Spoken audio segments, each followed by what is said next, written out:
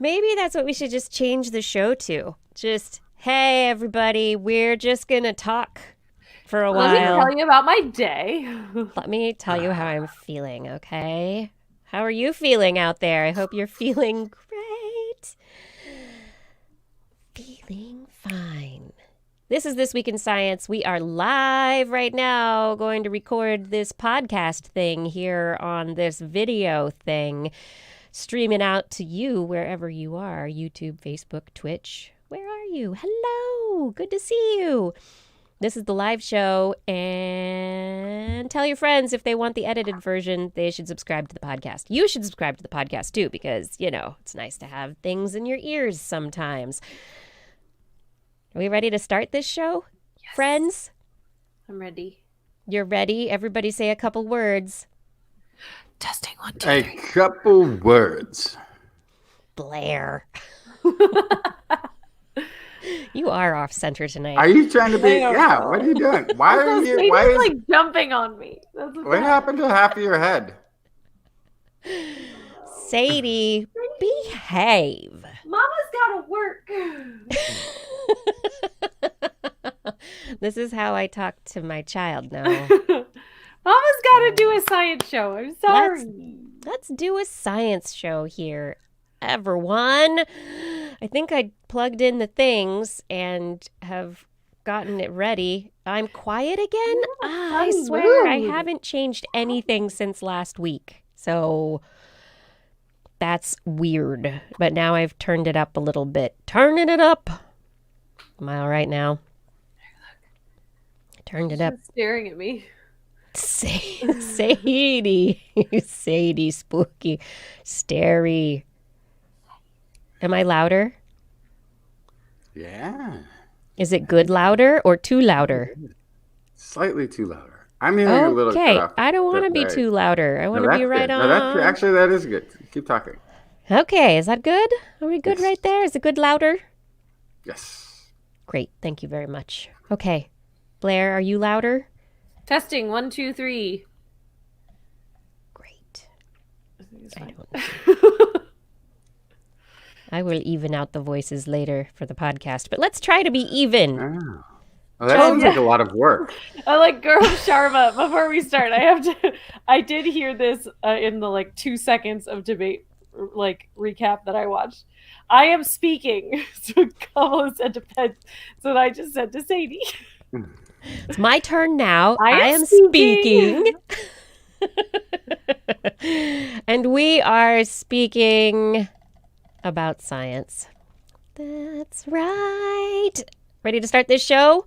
Yeah, let's do it. Do it. Okay, in 3, 2. This is TWIS. This Week in Science, episode number 794, recorded on Wednesday, October 7th, 2020. We are speaking scientifically.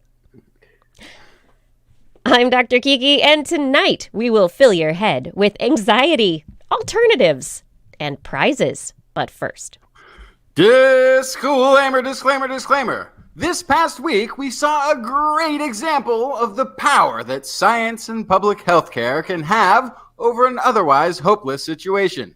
An obese 74-year-old man with COVID-19 on government-supplied health care was taken to a nonprofit hospital, which entrusted his care to cutting-edge medical science. He was treated by doctors on the federal taxpayer payroll and survived his otherwise certain death sentence. And then, still contagious, went outside, removed his mask, and multiple times waved to people. While we appreciate this gesture of showing strength after an injury, the thumbs up of the injured player being carted off the football field always puts the crowd at ease with a sense of he's going to be okay. Or not, it's really too soon to know, but now, guilt-free, we can go on enjoying This Week in Science. Coming up next. I've got the kind of mind that can't get enough. I want to learn everything. I want to fill it all up with new discoveries that happen every day of the week. There's only one place to go to find the knowledge I seek. I want to know what's happening, what's happening, what's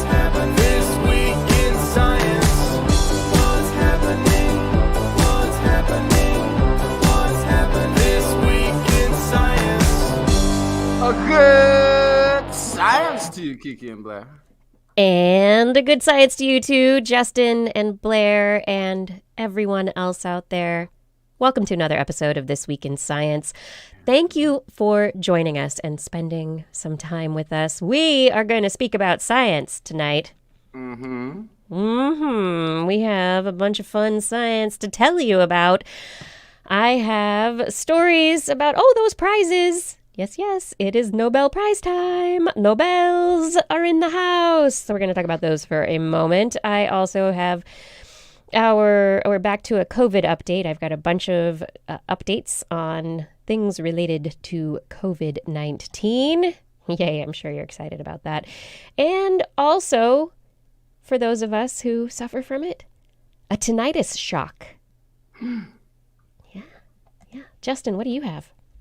I brought some COVID-y stuff too. I also have a Squidbot. Squidbot? Squidbot, dino. I want a Squidbot. Can I get a Squidbot? Some possible find of dinosaur skin sensors. Sensory organs in the skin, embedded into their skin. COVID, lung jelly. What's that about? Yeah. I don't want to know. Hey, should you actually be wearing a mask? People apparently are still asking. Yeah, the answer is yes. Yes. Yeah, we're going to talk about that. Yep. But we'll talk about The that. answer is yes. Also, apparently, I don't know if somebody else brought this, but the CDC is saying, can COVID spread through the air? Question mark? I brought it. Yep. Okay. That's Yeah, the answer is COVID also update. yes, but we'll talk about that too. Yeah. COVID update comes later. Yeah. Tease. We're not teasing. No, some of this is why is this being found out 6 months after it was found out? We'll find out. Blair, what's in the animal corner? Oh my goodness, I have snake skin, I have decoy turtle eggs, and then as a quick story, I have a little insight to humans and the seasons. Yeah. For every season, there is a reason. Anyway. And the story is there might not be 4 of them. Okay. Well, I guess we did Definitely the show. gotta talk. Yeah. That's Ooh, that was efficient. That was done. Yeah, are we done now? No, we're not done. We're just getting started. That was just letting people know what we're going to be talking about. It's time for us to actually talk about the science now. As we jump into it, hey, I want to say happy birthday to Kyra H in the chat room. I see that there is a Kyra. I'm sorry if I'm mispronouncing your name. YouTube chat room. Happy birthday. Are there any other birthdays out there? You could say happy birthday on the show. It's fun. And I just want to remind everyone that if you have not yet subscribed to This Week in Science, you can find us all sorts of places where good science and podcasts are found. YouTube, Facebook, on Stitcher, Spreaker, Spotify, radio.com, TuneIn, Google, Apple. We are there. Look for This Week in Science. You can also find information about the show at TWIS, TWIS.org, twis.org. All right. Time for science. Are you ready for some Nobel Prizes? We did not win. Again? Yeah. Totally not looking over. Snubbed. We were robbed. This week is Nobel Prize week, where the Royal Swedish Academy of Sciences decides out of their nominees who they are going to award monetary and esteemed reputational awards to within the scientific, literary, and international political communities. Science came first this week. On Monday, the 2020 Nobel Prize in Physiology or Medicine was awarded jointly to Harvey J. Alter, Michael Houghton, and Charles M. Rice for the discovery of Hepatitis-C virus. Thanks to their discovery, highly sensitive blood tests for the virus are now available, and these have essentially eliminated post-transfusion hepatitis in many parts of the world, greatly improving global health. So the fact that they discovered there was a virus responsible for hepatitis C, they were able to identify that virus, and now we can find it in blood samples. It's pretty amazing. It's one of those big things that's helped human health around the world. On Tuesday, the Royal Swedish Academy of Sciences decided to award the Nobel Prize in Physics with 1/2 to Roger Penrose for the discovery that black hole formation is a robust prediction of the general theory of relativity, and the other half jointly to Reinhard Genzel and Andrea Ghez for the discovery of a supermassive compact object at the center of our galaxy. And I believe that Andrea Ghez is one of only 2 women to have so far won a Nobel Prize in physics. I was going to say, yeah. Yes. And then today, the 2020 Nobel Prize in Chemistry is awarded to Emmanuelle Charpentier and Jennifer A. Doudna for the development of a method for genome editing.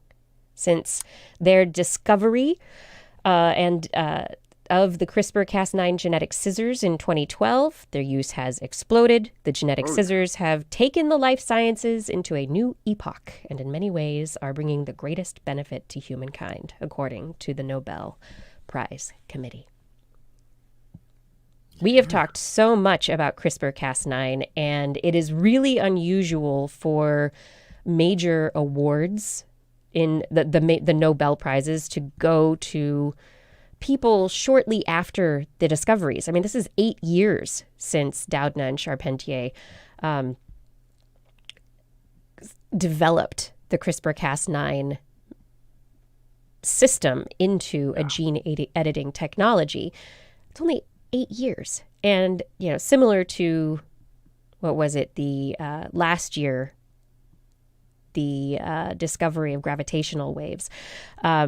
It's very, very rare that, or no, it wasn't discovery of gravitational waves. It was a Higgs boson that was awarded. But it's really very rare for these awards to be given so shortly after, because it's usually decades for the impact of a research discovery to be felt. So I think it just speaks to how incredible it is. Yeah. And the Higgs boson was 40, 50, 70 years on a piece of paper somewhere in the making. It took them that long to find the evidence of it, to get the technology to the point where we could actually be looking at this. But with CRISPR, it got rapidly deployed and is being utilized in biotech and industry and all sorts of places. Farms across the industries right now. I mean, it's absolutely went into play and was improved upon, and there's many, many versions of it, and it's useful right now. It changed it right now. Yeah, there were gene editing technologies before CRISPR-Cas9. We had the zinc finger nucleases. We had, these other technologies, but it's really CRISPR-Cas9 that caused gene editing to just have a technological explosion. Yeah, it's sort of like the first tabletop personal computer that did more than have you put it together and program it to blink a light. Like it actually works, does work for you, I should say. Yeah, and if you are, so Andrea Ghez, the physics Nobel, well-deserved. Everybody's excited about it. But if you want some scientific soap opera drama, you need to check out the commentary around the web about Doudna and Charpentier's award, because people are coming out of the woodwork to try and complain that many other researchers before them, whose research did actually lead to this development of this technology, should have gotten the award. I think this is the first time 2 women have jointly shared a Nobel Prize with no men involved whatsoever. And it's fascinating to watch the commentary around it within the scientific community. Also, since Doudna and Charpentier, there was Eric Holder from the Broad Institute at Harvard, wrote a piece several years back that virtually attempted to take the Berkeley team out of the history of CRISPR-Cas9 and put it into the ballpark of Harvard.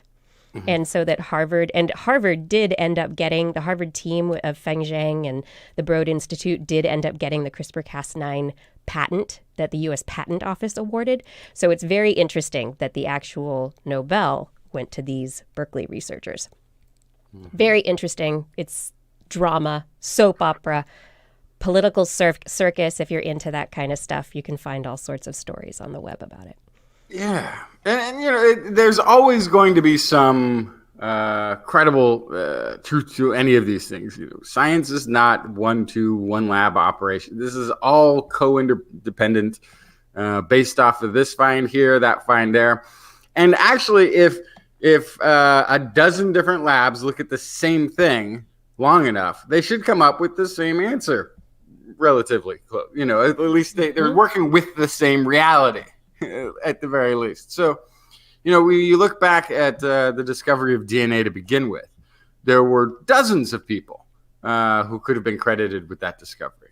And then there was 3 or 4 that really should have gotten credited with it. And then there was 2 guys that got credit for it that really just showed up at the last minute and stole or borrowed or put together ideas from other people, however you want to say it, and actually did the publication. It's just picking out 1 or 2 individuals as well is always tricky, but that's what they do. I have been informed that this is the 4th female physics prize. Mary Curie in 1903, Geppert Meyer in 1963, and Barbara Strickland in 2018. So I misspoke when I said it was the 2nd. It's the 4th. 4th. Still not many. Still substantial. Yeah. only the 2nd one in this century. Yes. And I think the only one for black holes, maybe. Maybe. We'll see. All right, Justin, let's move away from these prizes and this scientific stuff. What you got? If you want to do the video on this one, if you can find it, this is pretty fantastic. It's engineers at University of California, San Diego have built a Squidbot. This is a untethered, so semi-autonomous, self-propelling by generating jets of water through the motion of its body, robot that can move around by itself. Basically, it's got its own power source on board. It can carry cameras. It can go and do some underwater exploration. They detail the work in a recent issue of Bioinspiration and Biomimetics. Essentially, this is quoting voice of Michael T. Tolley, one of the paper's senior authors. Essentially, we recreated all the features that squids use for high-speed swimming. Tolley is at the Department of Mechanical and Aerospace Engineering at UC San Diego. This is the first untethered robot that can generate jet pulses for rapid locomotion, like the squid. It can achieve these jet pulses by changing its body shape, which improves swimming efficiency. One of the important things about this Squidbot is that it is mostly soft materials. And therefore it can go into like corals and jellies and stuff like this and investigate them without damaging anything while it is there. And it has a high speed. Are you ready? Yeah, half a mile an hour. Oh, I thought you were going to say in knots. Oh no, I didn't know how to translate it to knots. It's half a mile an hour. Can you hear me? Yeah. Okay, my browser window is not responding. Google Chrome not responding, so I'm not able to show the video. Well, go look up San Diego, UC San Diego Squidbot. Yeah. It's a pretty cool little robot. So 1 mile per hour is 0.86 knots. So that means that it is about 0.43 knots. Yes, for you who are more familiar with the nautical. And does it count underwater? Or is that just on the surface? Do things travel in knots underwater? I mean, How fast submarines travel in knots, right? do they travel in knots? I don't know. I've never been on it. I would Never been on a assume, submarine. unless it's parsecs. I don't know. It could be parsecs. Parsecs. That's very cool. I immediately thought about how long until I can get a remote controlled Squidbot. Because, think about drones, right? Like drones were scientific or military technology for a long time, and they were very, very, very expensive. And now you can get a drone like at Target. So yeah, so that would actually be, I think, a lot of fun to go take a squid drone into the ocean and go exploring a bay. That would be really an amazing, fun thing to do. I love it. And then, yeah, can you imagine all the old bikes and sunk ships and things people will start finding on their own? I didn't bring it, but there's a warrior. Looks like a very wealthy, prominent warrior found in England. I think in Wessex or somewhere. Nah, it's not Wessex. It's the Marlow area. I don't know what it is exactly. But it was found by people who were running metal detectors. This thing was close enough to the surface that like the old corroding swords and coins or whatever was underground set off their metal detector. And so they started to dig it up and realized like, whoa, there's a lot more here than just like an old coin or something. So they called the archaeologist units and they came over there and investigated. They've got this amazing post-Roman, like a 1600-year-old find. Now that just running a metal detector. So you start getting people out there with the drones. They're finding sites in South America. They're finding like outlines of things. You got satellite imagery that found the potential Scandinavian settlement in Newfoundland. And then you got, we'll get squids. Oh, there it is. Yeah, look at that thing. It's cool. That's cool. For those of you who are just listening, we are watching that video that we suggested you go find. But if you can get people, kind of like a finger trap. It does. Yeah, the way it goes in and out. Goes in and out and in and out. How do we get all the hosts going like finger traps? And so this may, I mean, the design is pretty intricate, but the parts are like most of the parts that they made for this, aside from the elasticy stuff, was 3D printed. The big trick is to encase things like the batteries and stuff like that, so they're completely waterproof. But this might be something that could even be made at home as a DIY project. Very cool. But we're going to start finding people exploring lakes and rivers and areas and going after their own shipwrecks in the future. So this is. Don't look in Lake Tahoe, guys. Just don't look in Lake Tahoe. Yeah. Is that true? Did we ever determine whether it was true or not? That there's gangsters and cement galoshes still down there with their ties floating in the cold water. Yeah, I don't know. Speaking of going underwater and going exploring, do you remember our interview with Chad King from NOAA and the Monterey Bay National Wildlife Refuge? They are going to be going back to the Whale Fall and the whale garden, the octopus garden this week, the octopus garden. And you can actually follow their trip, and there is a website, a story map website that you can follow along in their exploration. They are going to be live streaming through Nautilus Live between October 7th to the 16th, and they are so you can go to Nautilus Live, and they have a YouTube channel, and you can watch the Nautilus dives and actually see what they're seeing as they are going underwater. Yeah, that was a whole step that they took. That was probably one of the more difficult things, is to get that live feed and have it all set up so that they could be sharing it in real time, which I think is amazing. Yeah, so maybe this tomorrow and through next week they will be finding more octopus gardens. They're going to one completely unexplored area of of that underwater national preserve, which will be cool. Yo, Blair, Yes.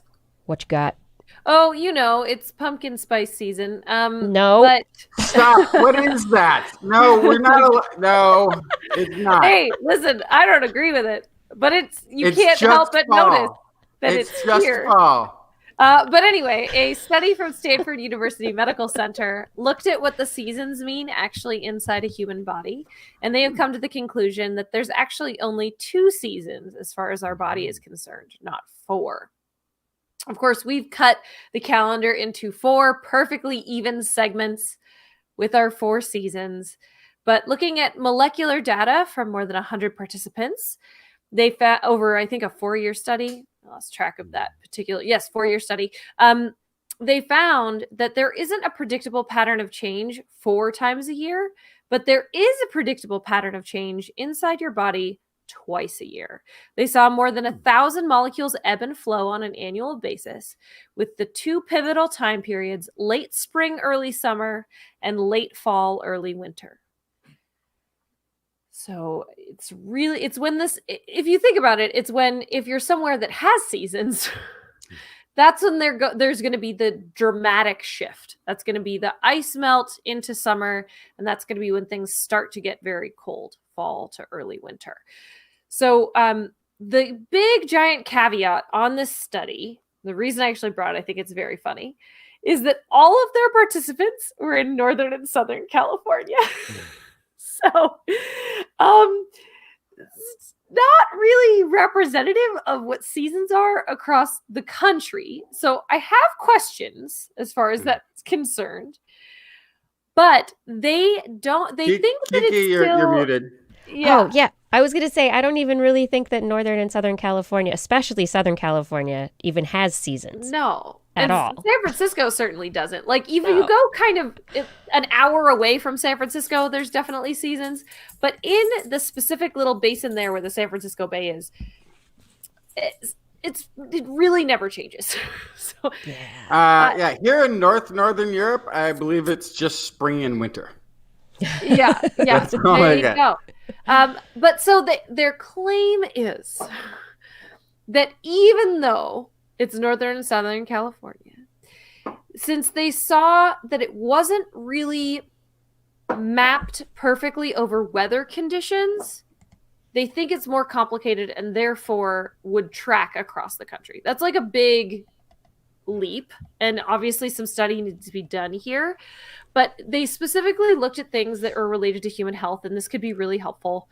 I'm turning this quick story into a very long story, but basically, inflammatory markers and hypertension are things that ebbed and flowed in the season. So this is something that if there really is 2 seasons to the human body, this is something that we could use, track immunity, inflammation, cardiovascular health, metabolism, microbiome, and more, so that the kind of treatment you get and the type of medical care that you get could be season dependent. And what's more, medical studies could be season dependent. And you'd have to make sure, even if they're shorter term medical studies, that you would do them across seasons, which I think is a really important point. I think it's really important, especially like right now we're talking about developing a new vaccine, this vaccine for COVID-19, and they are accepting people for study. But if their bodies are in clinical trials during the summer to early fall months, yet the vaccine might be given to people after the studies are done in the winter to early spring months, late winter to early spring. Like, that's a completely opposite physiological paradigm. So that could potentially affect efficacy of vaccines in resulting in an immune response. Absolutely. Yeah. I don't buy it. Well, I mean, the microbiome was different seasonally. So there's that, right? But that also makes sense because your diet changes, right? But also immune responses were different and inflammatory responses were different. So it does seem like that could have an impact on healthcare. Yeah. That's really interesting. Yeah.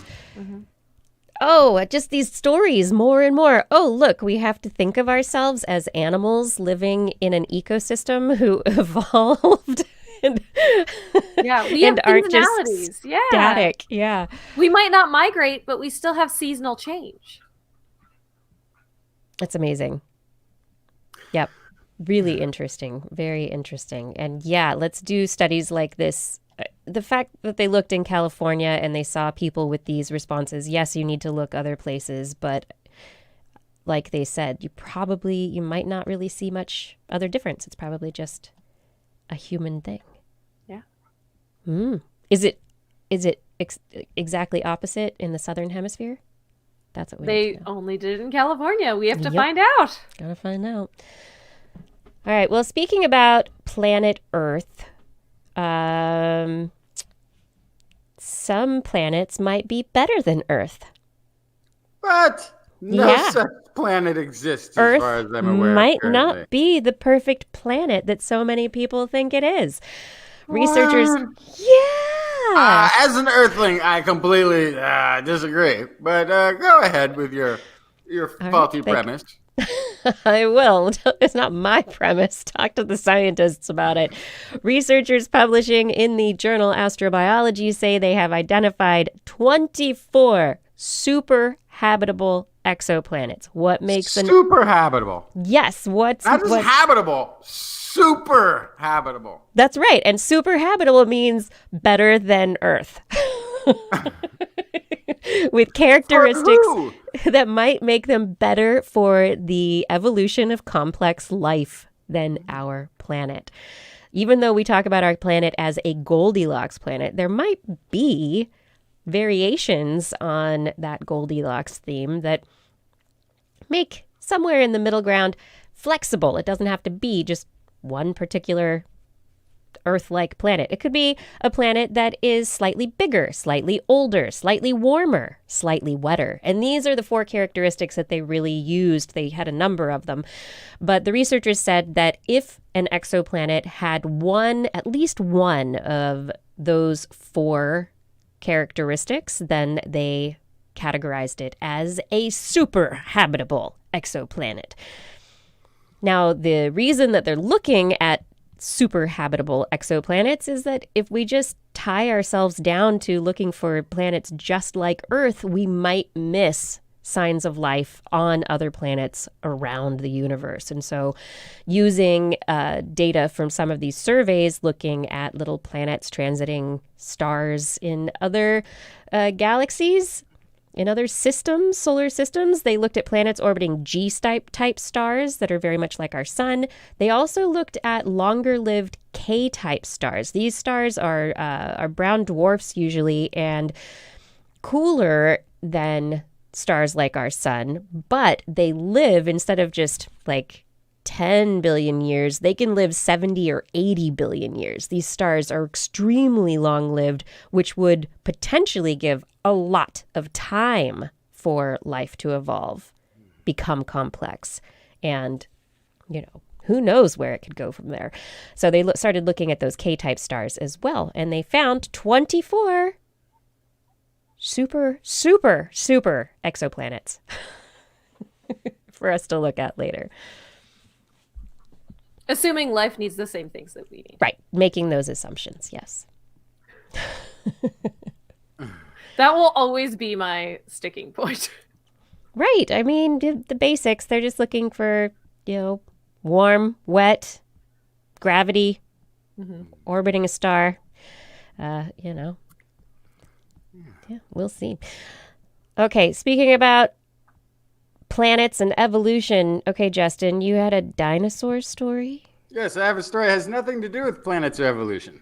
Wait, maybe it does. Okay. This is paleontologists. They have discovered looks like evidence of sensory capabilities in some fossilized skin of a 155 million year old carnivorous dinosaur.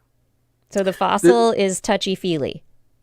It is. It's so this is Juravenator.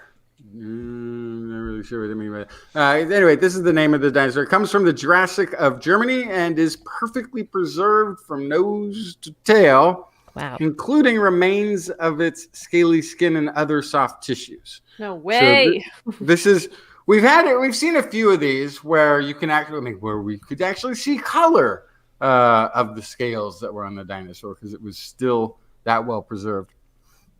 This is Dr. Phil Bell, Paleoscience Research Center, University of New England, and Armadale, Australia, is the leading researcher of the study in the study of dinosaur skin. Few people pay much attention to dinosaur skin, which I have to say is true. But then how often does that come up during the day, really? Because it is assumed that they are just big, scaly reptiles, he said. But when I looked closely at the scales on the side of the tail, I kept finding these little ring-like features that didn't make sense. They were certainly unlike other dinosaur scales. Researchers found that the ring-like features were similar to something that is seen and expected on the scales of modern crocodiles. These nodes, called integumentary sense organs, are responsive to touch, chemistry, and temperature information, providing crocodiles with important sensory information from their surroundings. So it's possible that this dinosaur had sensors in its tail that could tell it underwater when and where prey was. So then the question, of course, is, yes, is this a convergent evolution? Is this something that could have been inherited from dinosaurs and passed down to what became crocodile? I don't know that these things are even related. So in my textbooks, I have to kind of put that asterisk because things have changed since I was in school. But in my textbooks, dinosaurs, crocodilians, and birds made up Archosaura. So they were all closely related. So that would make sense. Why wouldn't an organism have sensory organs on its skin, on its covering? It's weird. That's why. To talk about reptiles, pythons have heat sensing organs in their lip. Yeah. Sharks have electrosensory receptors in their mouth. Yeah, that's right. Dolphins have sonar type stuff going on. In their head. So it's there. Right.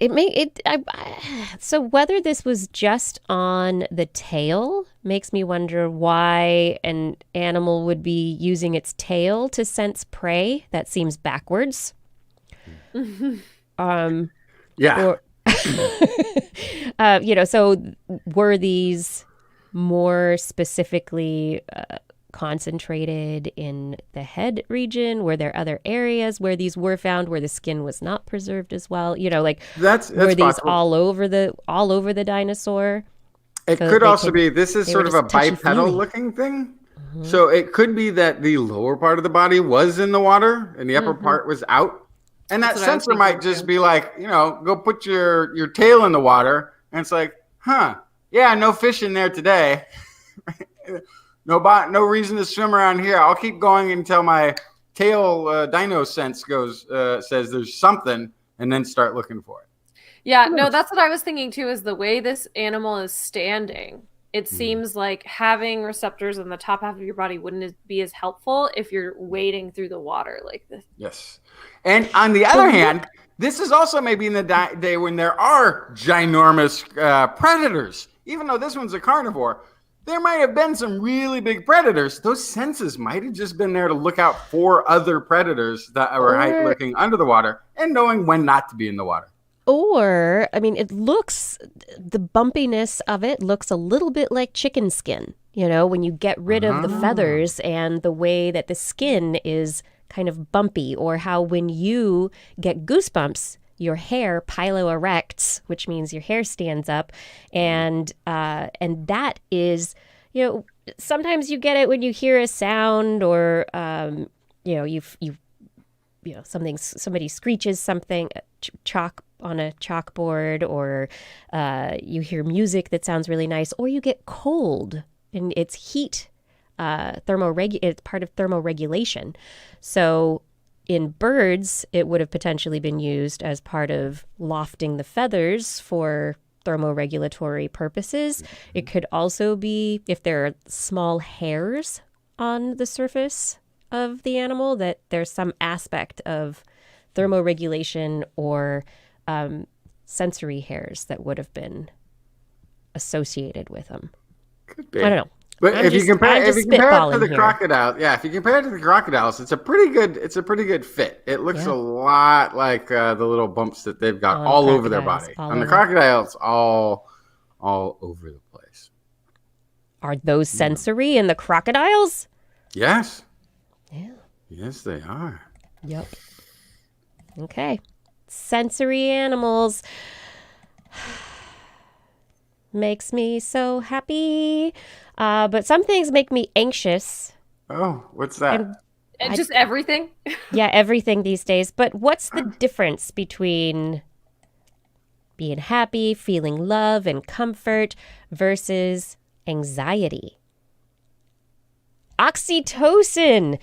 It might be better known as the love hormone, but UC Davis researchers have confirmed that it has a role to play in social anxiety. And that role is specifically related to production of oxytocin in an area of the brain called the BNST, the bed nucleus of the stria terminalis. Yeah, and in their latest study, these researchers from UC Davis showed that the BNST connects directly to anxiety-controlling brain regions. And when they chemically blocked the hormone in the BNST by injecting another chemical in there, mice had no evidence of anxiety. There was no oxytocin produced and anxiety didn't happen. But when they added oxytocin, injected directly into the BNST, previously unstressed animals became really stressed out. Wow. And it didn't have anything to do with the injection into their brains. This line of study might lead to anxiety treatments down the road. Perhaps. This is interesting. This is like very polar opposites, right? Being created by the same hormone. But I'm also thinking about I don't know if it's oxytocin, but kind of the butterfly feeling you get when you see somebody you like and it's new and whatever. It creates anxiety.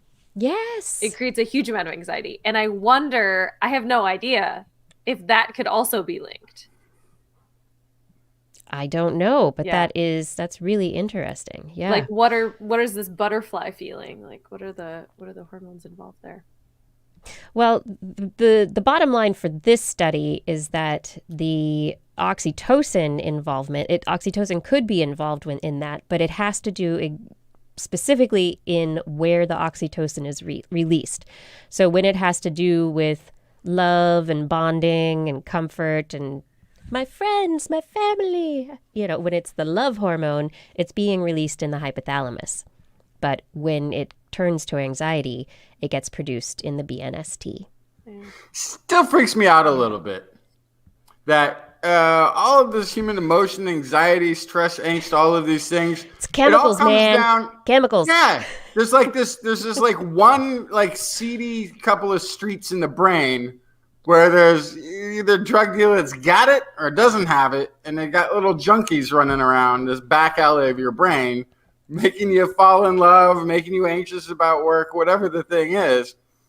It's all little drug dealers in your head. Your brain is trying to control your every activity through narcotics. It's wild. Mm-hmm. Makes you want food, makes you want friends, makes you want love. It's or not want any of those things. Or not want any of it. Yeah. Yep. It's all brain chemicals, man. Drug dealer in your head doing all of this. It's insane. Some mad doctor shooting you up all the time.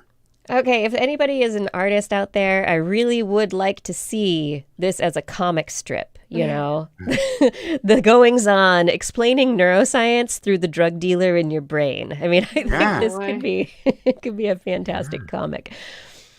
If you just tuned in, you are listening to This Week in Science.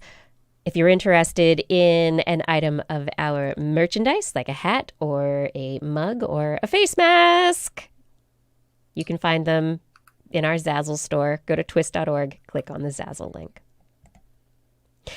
Time to talk about COVID. Are you ready for our COVID update? I'm strapped in. I'm ready to go. This just in. Hi. It's bad. It's bad. With more than 210,000 deaths from COVID-19 in the United States as of this week, the White House outbreak is concerning. Currently, 35 people, including the president, have tested positive for the virus, having visibly ignored recommendations from science for mask wearing and social distancing. And there is a wonderful, I want to share this very quickly with everyone. There is a fabulous data visualization website, publictableau.com. We'll put the link in the website that is tracking COVID-19 and the outbreak at the White House. If you are interested in who is testing, positive, negative, no testing, who's isolating, who's quarantining, who's not doing anything, how many cases there are. This website is fantastic for being able to keep track of all the information that is available publicly at this time. It's a project by someone who's doing this just because they think this information should be compiled in one place. Also, the White House is tracking, not the White House, the New York Times is tracking the White House coronavirus outbreak, and keeping track of who is testing positive so far. And I thought we knew. We knew how this happened because I believe the president said it was the fault of the military and the police officers who were infected, who kept coming up to them and hugging them and thanking them with tears in their eyes, and that's how they had gotten it. Obviously, and you can't stop them. The Secret Service can't keep people back because that's not their job. But that it was just people were so thankful. And what do? They kept getting hugs from the military and the police with tears in their eyes. And that's how, according to the president, I'm just going by what he said, that's how they got it. Well, I don't know how they got it because they're not doing any contact tracing at the White House. That. So we actually will never know.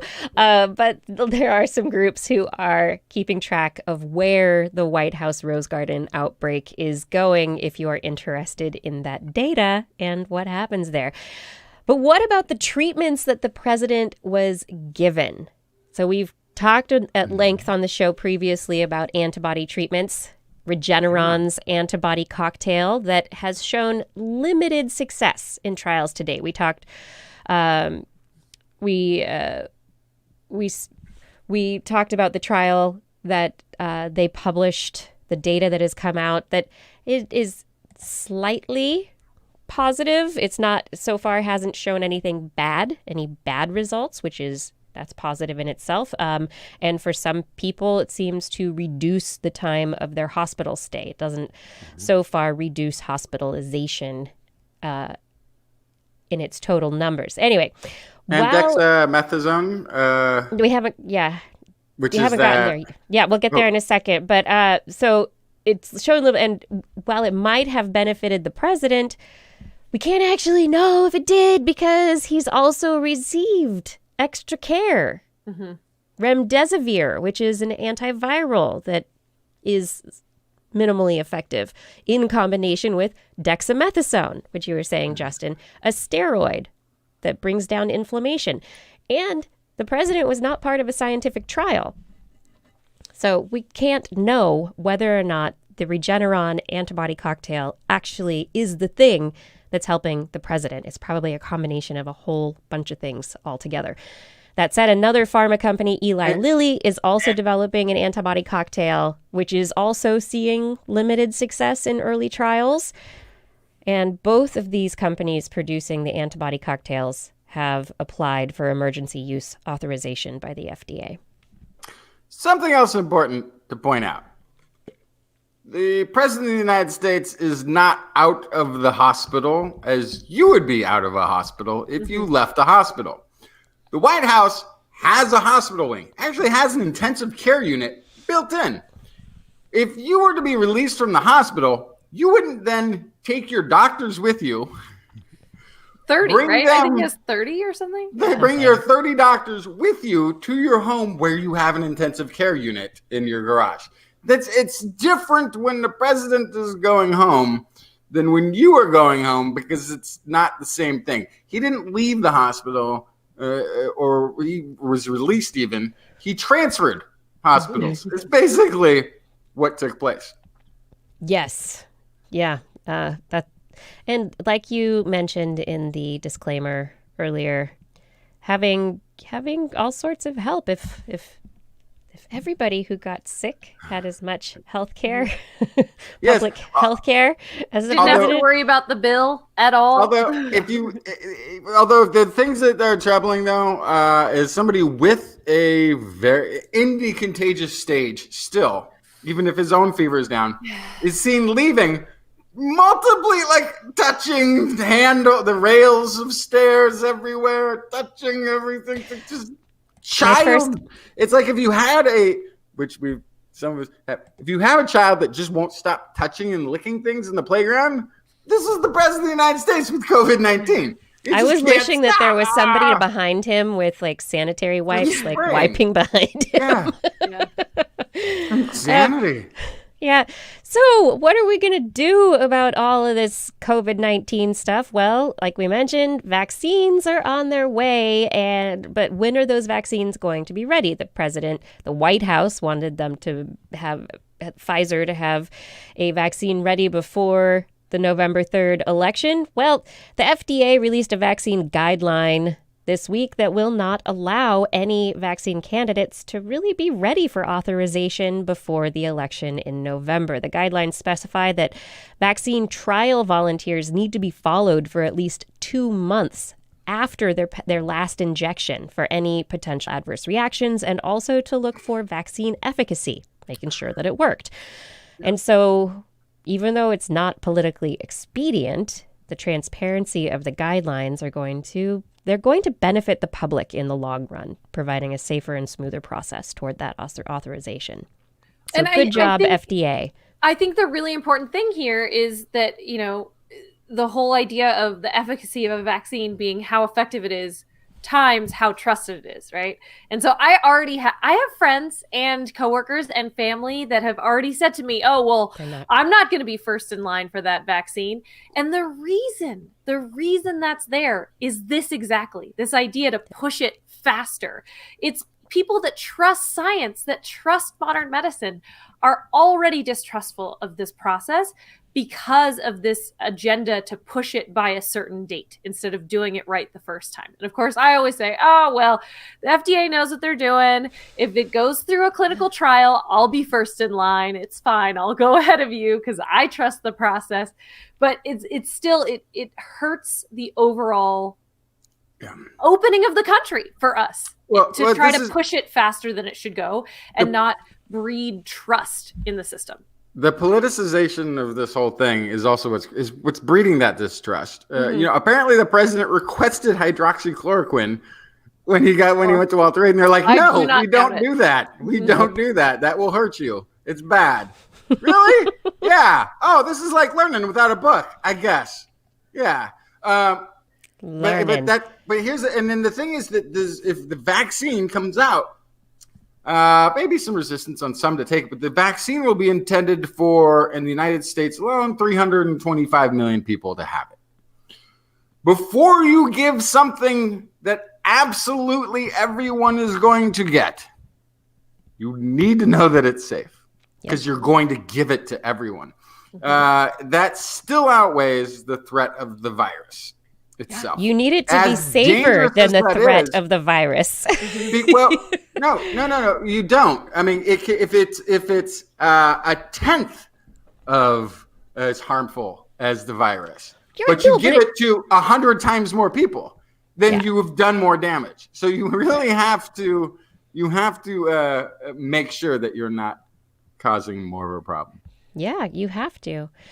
Speaking of guidelines, I'm just wondering if they really should be called guidelines. Maybe they should be called guide areas The CDC has waffled on their guidelines around airborne transmission. First, they didn't say anything at all because they insisted that it was based on physical contact.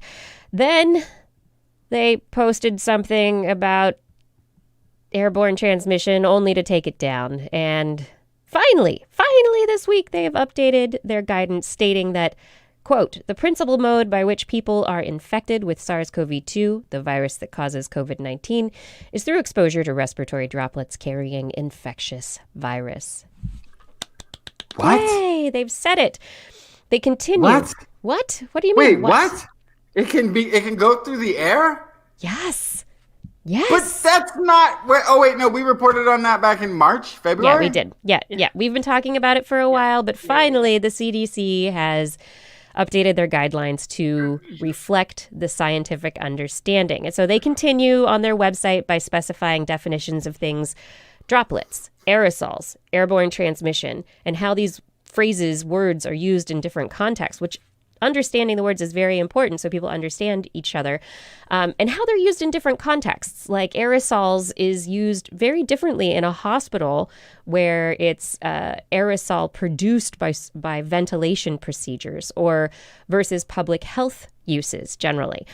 So finally, they state that COVID-19 is mostly spread through close contact. And what they mean by that is within 6 feet or for an extended period of time, probably without wearing masks, not touching necessarily. It doesn't have to be that direct contact, but if you're able to spread those droplets to each other, get droplets in each other's airspace.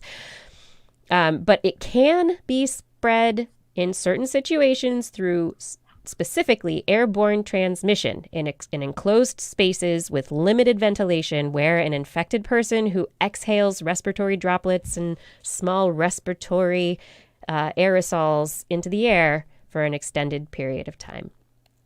So this leads directly, now that we have this CDC verification guideline on the website, to your next story, I think, Justin, about what can we do about airborne transmission. Is there something that we can do? Has science told us? No. There's nothing. You're going to be forced to inhale the virus no matter where you go. No. Oh, well, I mean, we've talked about face masks. It's been the recommendation earlier. Just to doubly check, just because it's easy to test now. Simon Fraser University in Canada researchers, they went and looked at public health units that suggested that the local area make face masks mandatory, where the face masks were made mandatory, and areas in Canada where the face masks were not made mandatory.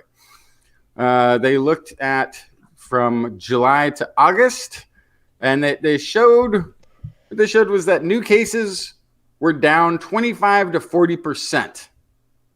Which is 700 to 1,000 fewer cases per week in areas that mandated face masks. So, yeah, looks like it works. Whether or not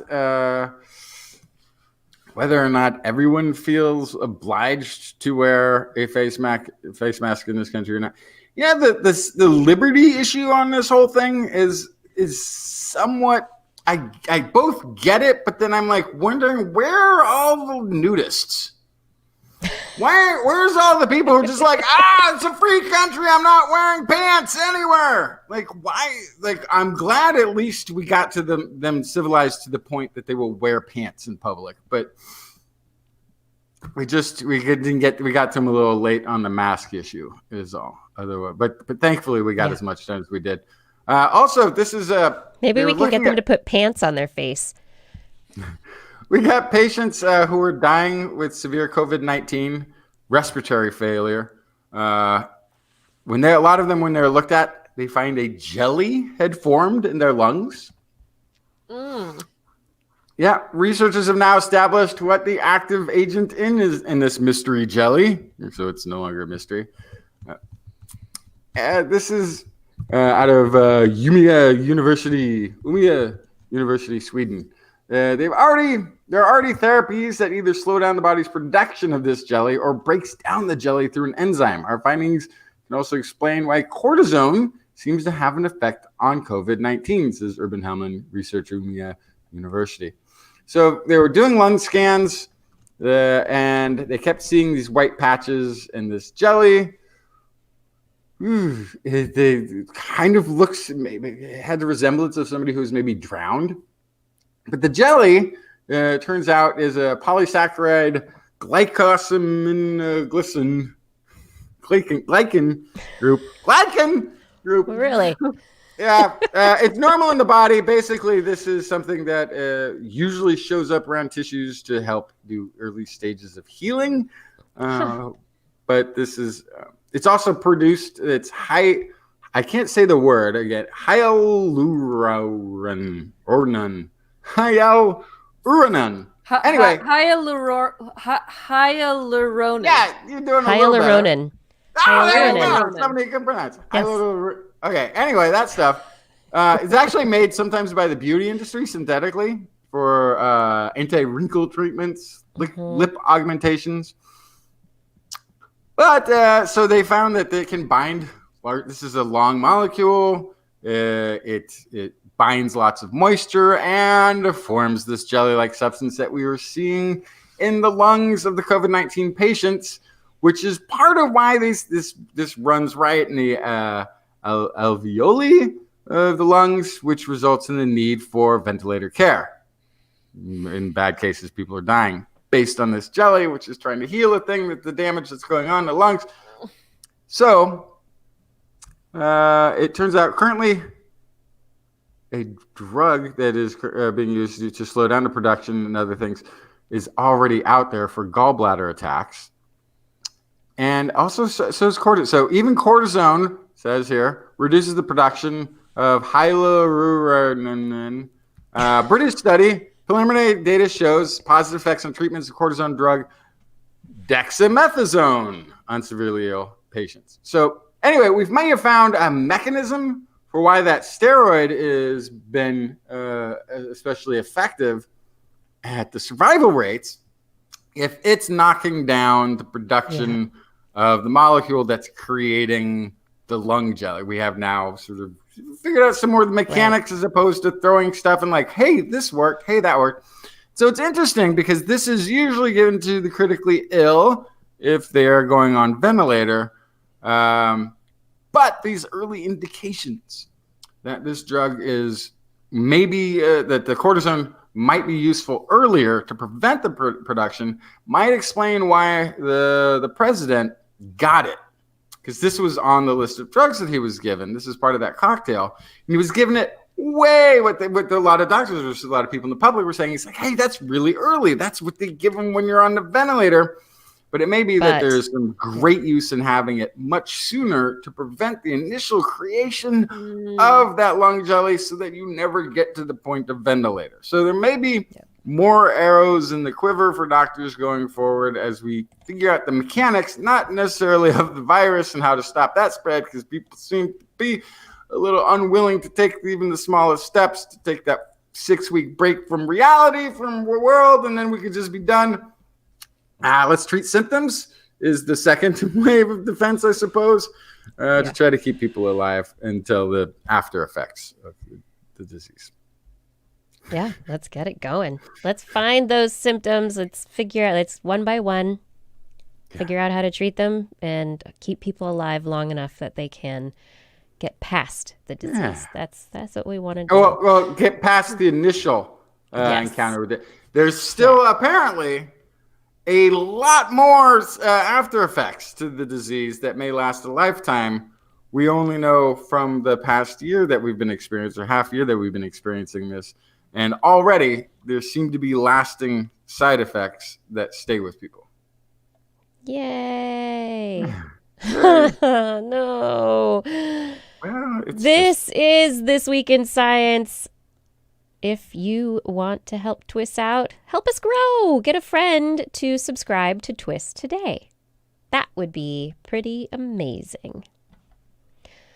Alrighty. Coming on back for that part of the show that we know and love to call Blair's Animal Corner with Blair. She loves our creatures, great and small. Biped, millipede, no pet at all. If you want to hear about animals, she's your girl. Except for giant pandas and squirrels. There's Animal Corner. What you got, Blair? Oh my gosh, let's talk about sea turtle eggs. Delicious sea turtle eggs. Whoops. I'm What? sorry. No. Sea turtles. No. Why are you eating sea turtles again? So sea turtles, they have a bad bag currently. They have their plastic pollution causing problems, looking like jellyfish. They have climate change, which is causing their eggs to hatch predominantly female. It's causing population collapses. They get taken for poaching reasons for turtle shell and all this kind of stuff. But it turns out also their nests where they lay their eggs are poached to sell the eggs at restaurants and bars as a delicacy. So if you've ever seen a nature documentary and you've seen a turtle lay their eggs, I would not want to eat that. But I guess it's a delicacy. So it's a huge problem. People raid those nests, and it's an entire group of eggs that are lost. So a new release from the University of Kent is looking at a new kind of technology to help save these eggs called the Investigator. I know. I had to bring this story just for that, but it's also very interesting. But once I read Investigator, I was like, you were sold. I'm done. So it was developed by a conservation organization called Paso Pacifico, and they wanted to address this illegal trade of the endangered sea turtle eggs in Central America.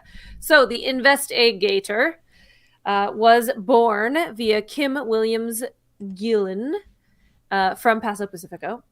She's a scientist there, and she was inspired by her two favorite TV shows, Breaking Bad and The Wire, which deal with illegal drug trafficking. Quote, she says, in Breaking Bad, the DEA places a GPS tracking device on a tank of chemicals to see who receives those chemicals.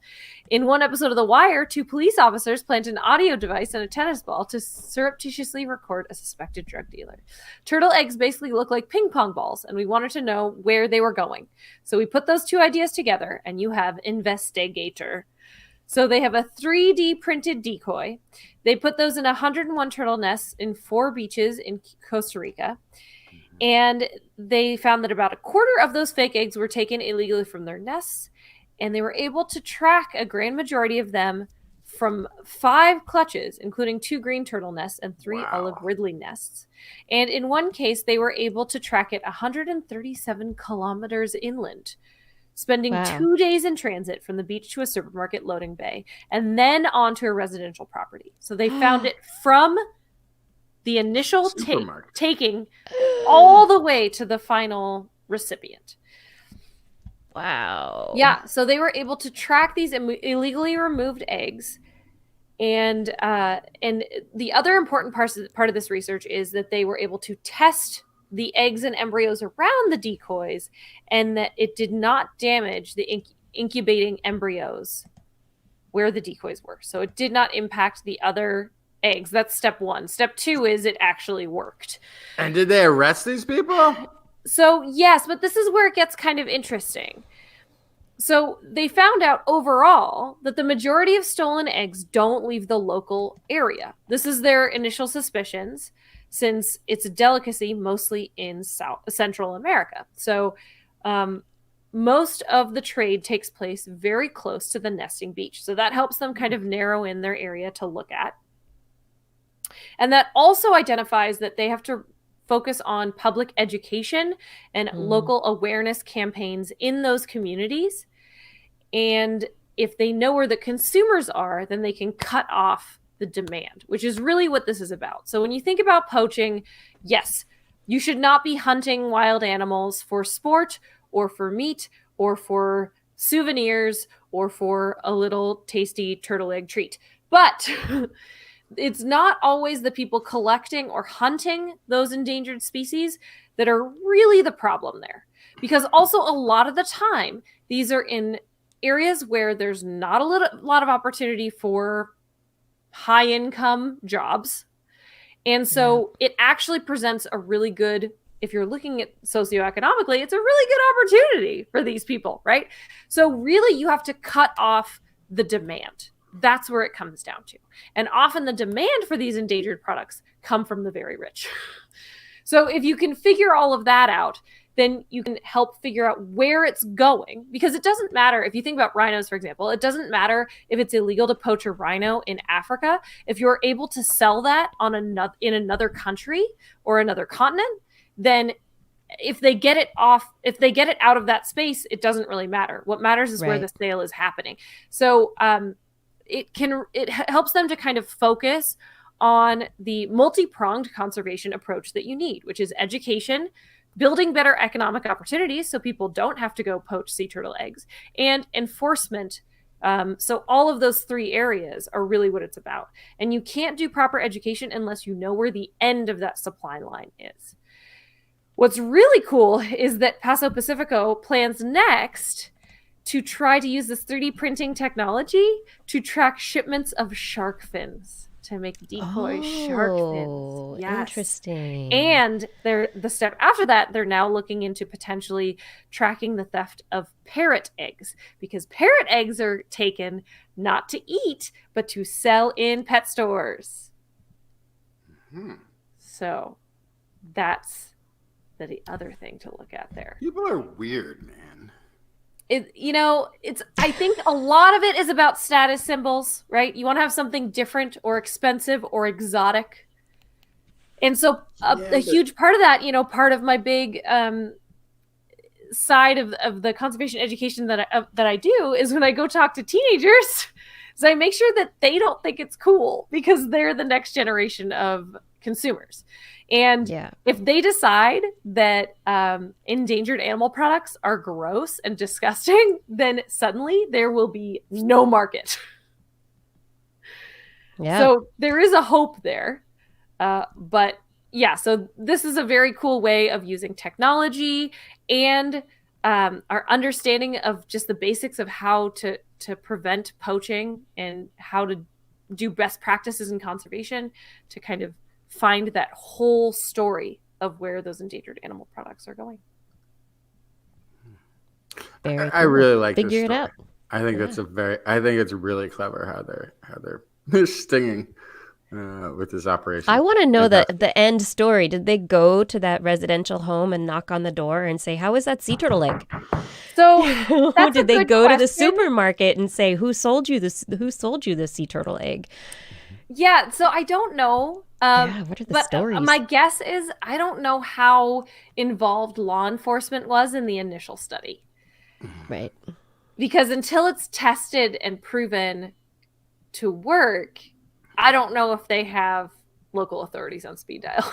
Or if they care. So if this is being used by the wealthy, then there was who probably, this is how it works at least everywhere in the world.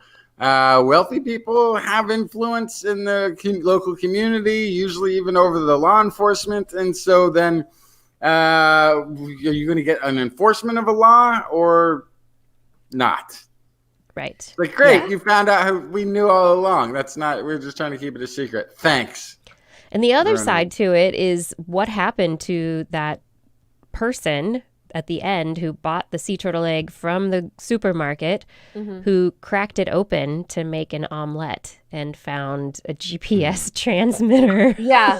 So one of this, God, I already closed the story, but one of them went cold really early. The trail kind of stopped, and it was because the 3D printed egg was dissected and discovered. So, yeah. It's funny to watch for. But anyway. It's good. What's your next story? My other story, I have to admit, I don't fully understand, but I'm very excited about. All right. Maybe we can all work it out together. Yeah. So this is about the origin of skin color, which I think is very interesting, mainly because I know about melanophores and melanin and how, how light or dark skinned you are as a human is related to chromatophores. So there's the cells that determine skin color. The presence of or lack of pigment. So we talk about melanin. And so that's all about how light is reflected, right?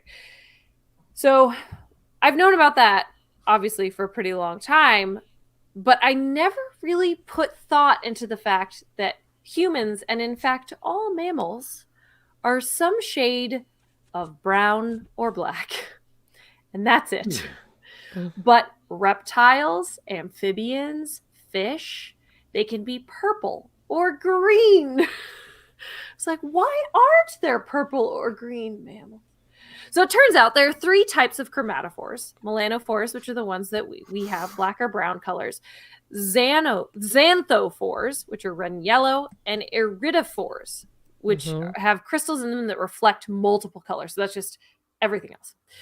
And so, as I said, mammals have melanophores. Reptiles and fish carry all of them, which is why they have all these crazy colors. But so this is specifically looking at in snakes, corn snakes. Woo! Not coral snakes, not venomous snakes. Corn snakes, one of the most popular pet snakes that exist. And for that reason, snakes that have been kind of bred for color and come in a lot of different interesting colors. So looking at why they have different colors and where genetically the origin of skin color came from. And this is where stuff gets crazy. Okay, so it all kind of came from this idea. This is from the University of Geneva, that there are, sorry, I just kicked off my slippers because I'm getting excited. Okay, so there's a lavender variant, they call it, of corn snakes, which they're kind of duller, they're lighter, they're actually very pretty, but they don't look like the traditional corn snake, which is kind of brown, orange, and red. And so they found a mutation of a gene involved in this change in color that is also involved in the forming of lysosomes, which are the quote-unquote garbage disposal vesicles of cells. It's where you put all your junk. So this single mutation in the lysosome is enough to affect every skin color in this snake. So the reflective crystals and pigments, all 3 types of those chromatophores, are impacted by lysosome-related vesicles. Which brings us back to the origin of colors and patterns in all vertebrates. It looks like melanophores, we already know, are known to be stored in organelles known as LROs, or lysosome-related organelles. Okay, so we knew that they had to do with lysosomes. And on the other hand, the storage location of red and yellow pigments and the crystals in other types of chromatophores is unknown. But what they found is that there's a mutation with the lavender corn snake where it turns them into pink and gray, that has to do with this thing called the LYST gene, LYST. And it regulates lysosome trafficking. And the mutations of the LYST gene is also what causes Chidiac-Higashi syndrome, which is characterized by albinism, an impaired immune system, and accumulation of enlarged lysosomes. So now we have pigment and lysosomes related. And so this all comes down to the liver. So liver cells in vertebrates are where a lot of lysosomes are kept. And so the lavender corn snakes had larger and more aggregated lysosomes. So they found that the morphology and arrangement of colored vesicles in the chromatophores were altered in the liver. So what we see here is it looks like the origin of skin color is tied to immunoresponse and the liver.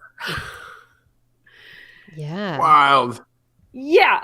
It's really and weird. Cellular metabolism, considering that those lysosomes are involved. Yeah.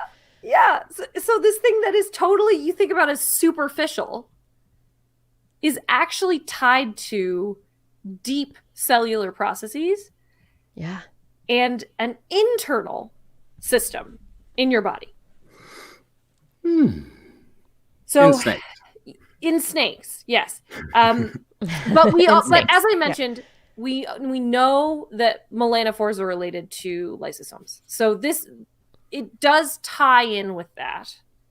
So it would make sense that would be a continuation. So this was also the first time that different chromatophores were shown to not be created from scratch during evolution, but they all had a basic mechanism in common from these LROs. So they want to look and further study, finding the mechanisms responsible for a variety of skin colors and color patterns.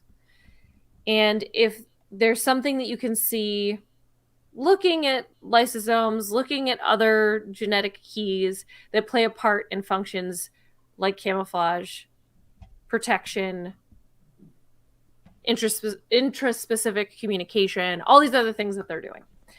So basically, first of all, fun fact that the reason we can't be green or purple, I know I'm like focusing on those, I think just because I really want to be colored like a chameleon. I think that would be very cool. But the reason we can't be green or purple is because we don't have the right chromatophores, but also that this all has this like deep cellular connection is fascinating to me. Yeah, I think it is really interesting. Carol Ann Benoit is asking, isn't that how we make vitamin D in humans? There must be something with other animals' skin color and metabolism and endocrine processes as well. So yeah, this and vitamin D, we do know is associated with melanin in human skin. So there is a link there between immune processes, skin color, and that metabolism for sure. Mm-hmm. There's one exception to the brown skin mammals, or maybe more than one. But blue whales and maybe some dolphins. They're gray. The bluish gray. They live in the water, so that's yes. This is also true. Yeah. I think the orca environmental stays with the coloration. Yeah. But I never thought of that before. I think you've been told oh, whales are blue your whole life. You're colorblind, Blair. I understand. I get it. It's all shades of gray to you. Well, I don't buy it. That's all I'm saying. Yeah. Well, I would love to know more about this. I'd love to hear more about, how these specific cellular and immune cells and endocrine regulation impact the chromatophores, the melanophores. How do we? Yeah. Well, and is then of there course, a way to hijack it so that we can have purple children? Can we hijack so this it? is exactly this is the conversation I had with Brian over breakfast. So because I was talking to him about this story, I was like, so if we could like somehow use CRISPR and this information and like hack what color our baby was gonna come out, like what crazy thing would you want? He didn't want to play, I think. I don't know. I mean, if our kid's the only one, maybe not. But if it's like a thing that other people are doing, can we make fish like I don't know, like zebrafish or like lionfish or angelfish? I'm gonna have. What kind of fish are you talking about? Why are you talking about fish? Because they have cool colored skin too. Oh, a pattern. Yeah, pattern. Pattern. It's pattern. Maybe not a Pattern color, would be cool. but a pattern would be very cool. Oh yeah. Oh, that's very Star Trek. Like I would love to have the Yeah, you can. You can have that now. It's called a tattoo. Yes. But you can choose. But you can choose or choose not to do a tattoo, which I think is what we should allow the children to do. To do either get the tattoo or not get the tattoo. The I- idea that parents would choose tattoos for their children, The whole I think designer is a great thing is silly, but it's still fun to think about. Yeah, but I do think like a little bit of the designer baby thing is like choosing tattoos for the newborn baby. Mm-hmm. It is. Which, What about and, like and it would right. be it would be pretty purple eyes, permanent though? as opposed to Yeah. a tattoo, That'd be which could so potentially cool. be removed. Just if you had like just the purplest eyes you've ever seen. don't tattoo your babies. That's all I'm saying. Jackson Fly says, "Don't tattoo your babies." This is This Week in Science. If you are just tuning in, hey, guess what? Calendars are coming. What? If you are tired of 2020, as I am, get ready for 2021 with a TWIS Blair's Animal Corner calendar. Let me share this beautiful screen. Blair is sharing her. Wait, why am I doing that? I don't know what I'm doing anymore. No, ad. I'm hitting all the wrong buttons. There we go. Sometimes producing and talking at the same time is very hard. The 2021 calendar. You can celebrate, get ready with TWIS and a Blair's Animal Corner calendar. The link for pre-orders will be available on the website very soon. We'll let you know through social media, but be sure to check the website. Calendars are coming. Get ready. Also, thank you. Thank you for listening to TWIS. Thank you for being a part of making TWIS happen and allowing us to keep going through your support, because really it is your support that makes this show run and allows it to keep going week after week after week so that we can keep bringing science and discussion to you. And with your help, we can continue doing that and bringing a little bit of scientific sanity, hopefully, to more people.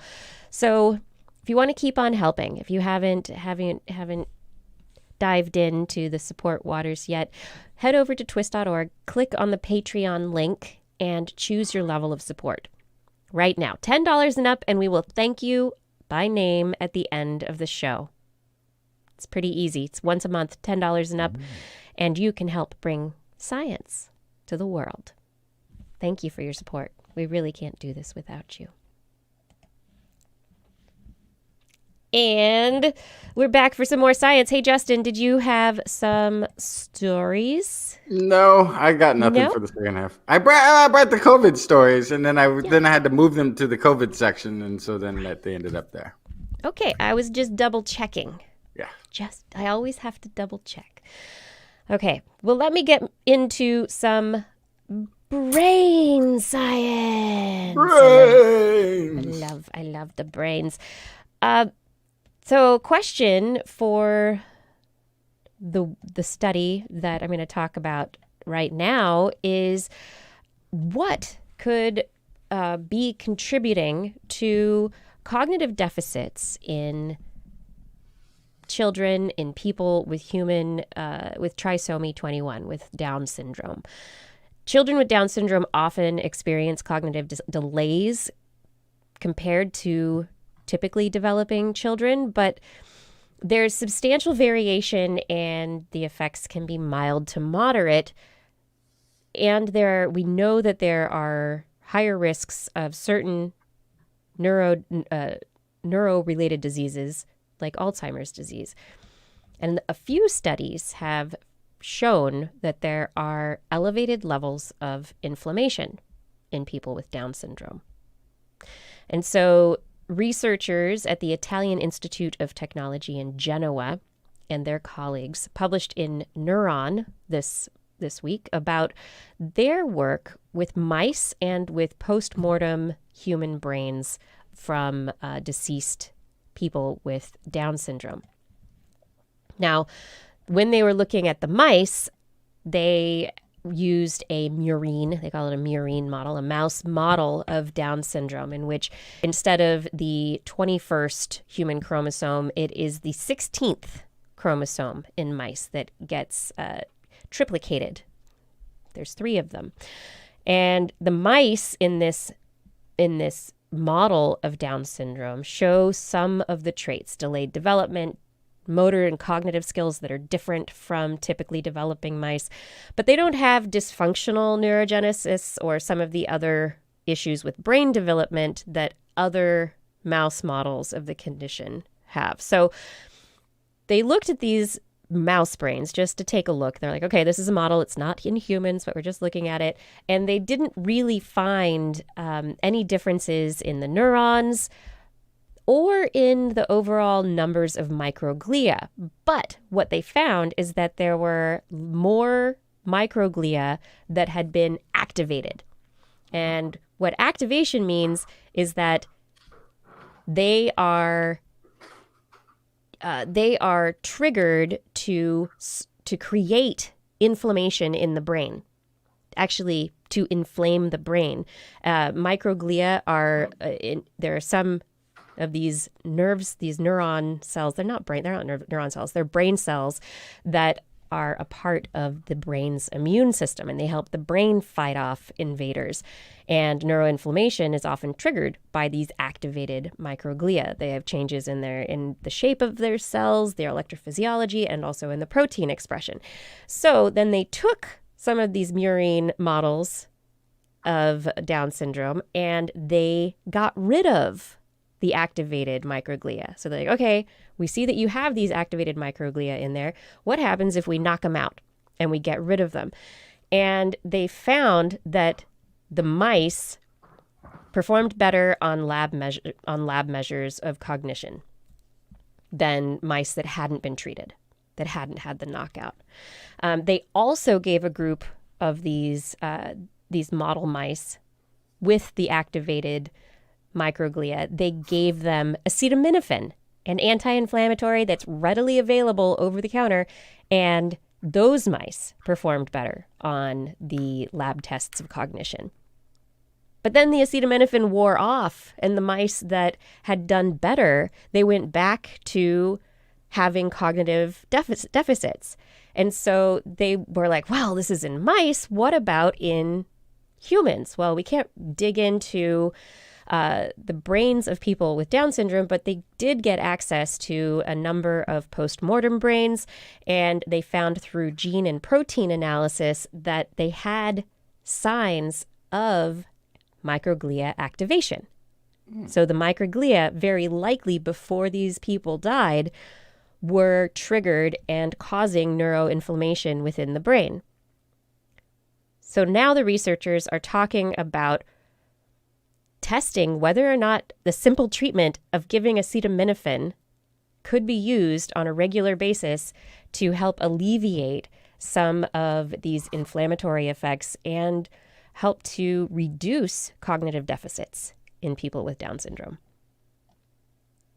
Which is pretty wild to me, that it just something as simple as acetaminophen could potentially affect the cognitive functioning of people in a very positive way. It's a really potentially, yeah. Potentially a very potentially big, but again, acetaminophen, it wears off.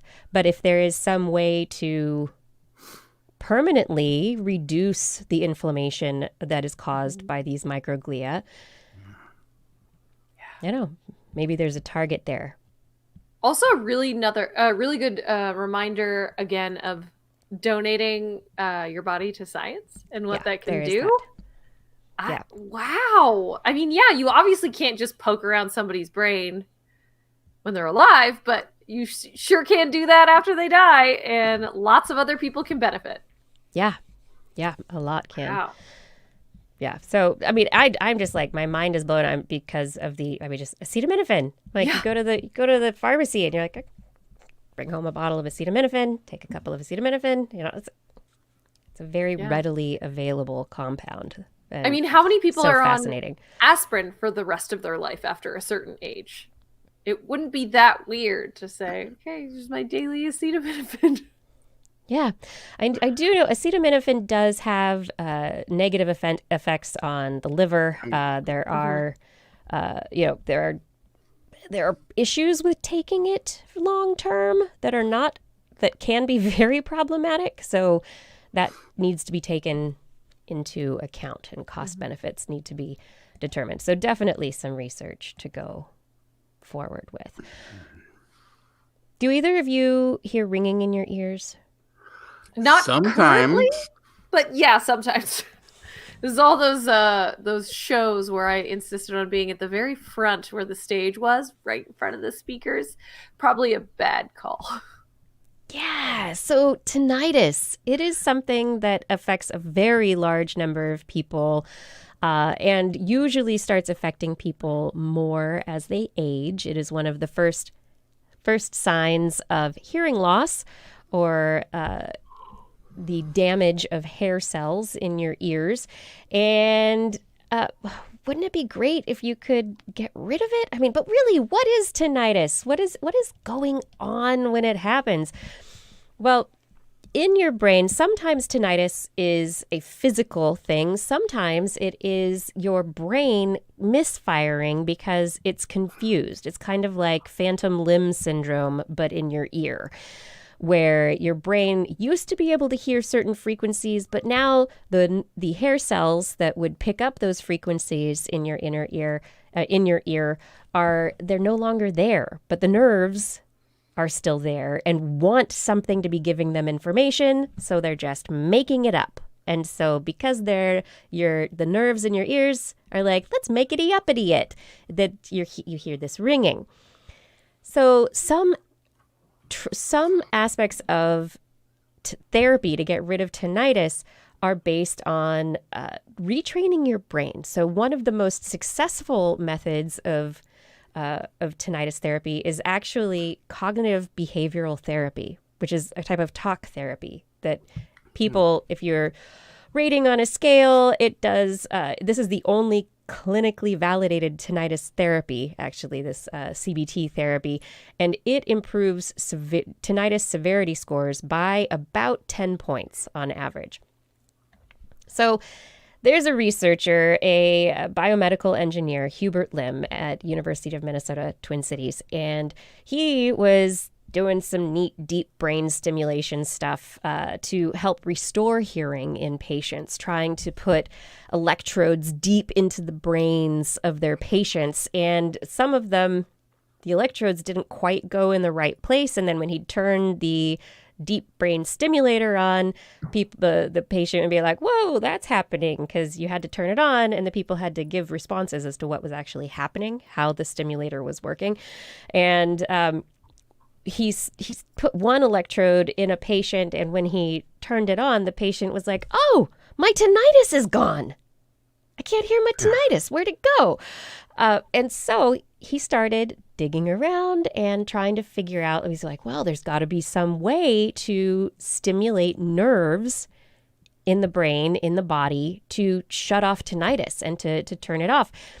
And so he has gone after this multi-pronged approach to get rid of tinnitus using a methodology that he's published in Science Translational Methods, where basically it's like making your brain multitask, and it involves electrically stimulating your tongue. What? Yep.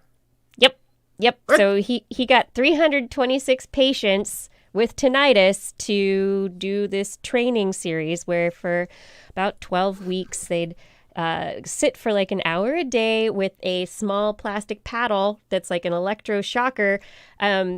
The researcher says the electrical stimulation feels like Pop Rocks candy fizzing in your mouth. Can you imagine sitting with Pop Rocks candy fizzing in your mouth for an hour? Yeah, it'd be awesome. The never-ending Pop Rock, that is like the dream. That's the dream. Like the Willy Wonka invention that they never got right. At the same time, while this tongue stimulation is happening, they also had the subjects wearing headphones and listening to really a combination of different sounds, rapidly changing pure tone series at different frequencies against a background noise that Lim says is kind of like electronic music. So putting the two things together, you've got the tones, you've got the background noise, you've got the tongue stimulation, and really it's about making the brain multitask to retrain it so that it doesn't pay attention to the tinnitus anymore. So that by just doing all these things, it's like trying to ride a unicycle while patting your head and rubbing your stomach. But Maybe that'll make I don't think that'll make your tinnitus go away. But the researchers said that the patient's tinnitus symptoms improved dramatically. They saw an average drop of 14 points on a tinnitus severity scale. So Don't know a what that little scale's bit out better. of, but that sounded impressive. It's a little bit better than the cognitive behavioral therapy. The big thing about this, though, is that it lasted a long time. The team followed up 12 months later. 80% of the participants still had much lower tinnitus scores, around 12 to 14.5 points. Interesting. So it potentially works longer. It may be only slightly better than the cognitive behavioral therapy, but it seems to work for a longer period of time. So this, what's called bimodal stimulation, may be the future of treatment for things like tinnitus. Basically, it's retraining those nerves to forget about the dead hair cells, in effect. You detune it so that the nerves don't think they have to tell your brain something anymore. Yes. Although, as is pointed out in the chat, thanks to test_tickle, sometimes that high-pitched whistle you hear is a dog blowing a human whistle, and not actually tinnitus. Oh, Sometimes. that's what that sound is. Yeah, there's a video going around. Also, I've been involved in making a video for hearing loss, and with Allison Coffin, who we interviewed at the live show at the Alberta Rose Theater. Portland. Portland. Yes, here in Portland. She's a hearing researcher at Washington State University, Vancouver. And so I have tinnitus, and so I've been interested in this topic, and I came across a video. So you don't have to go find this therapy with the tongue paddle electroshocker. There is an interesting, it's a weird, you can find the video if you look for it, but there's a therapy where if you take the palms of your hands and press them against your ears, and then take your middle finger and your index finger, your pointer finger, and you put them against the back of your head, kind of where the spine starts going up into your brain. And so you take your middle finger and you put your pointer finger on top of your middle finger, and you're going to try and snap. You're going to drum on the back of your head. So you push your hands in. Oh, wait, now I've got tinnitus. I didn't have it a minute ago. But you make these, you make it up. You do it like 50 snaps, and you're like 1, 2, 3, 4, and you do these snaps, and if you're pushing your palms against your ears hard enough, it makes this boom, boom, boom kind of snapping sound to get inside of your skull. And it actually works to reduce tinnitus symptoms for a short period of time. Maybe if you did it longer, I don't know, more days. I've only done it every once in a while, but after doing it, it's very interesting. It's like, oh, where'd that go? The tinnitus is gone temporarily. So yes, and if you started doing that, what I was describing while you were listening, then you couldn't hear me talk anymore. So yeah. And HNEK, yes. So tinnitus, there are a couple of ways to pronounce it. Both of them are correct. Oh, I've never heard tinnitus. Tinnitus, yes. Is that like if you're British? Maybe, I don't know. Yeah, but there are. If you say aluminium. Either way, I have been told either way is fine. The Rebel Alliance. What? Have I tried electroshocking my tongue yet? No, I have not. Hot rod. But I think we have one more segment for the show. I'm done with stories, but we do have a question this week. This week in science questions. The mailbag. Mailbag comes from Jorj. Hello, Twisters. Thank you all for many hours of entertaining education. I have a question. and I hope that Blair's vast knowledge may save me much rummaging around the interweb. I was recently surprised to learn that ants are not related to termites, that in fact, ants share a common ancestor with bees and wasps, which got me wondering. I know that there are several species of both bees and wasps which are non-social. Are there any solitary ant species making their way through this cold, hard world without the support of friends and family?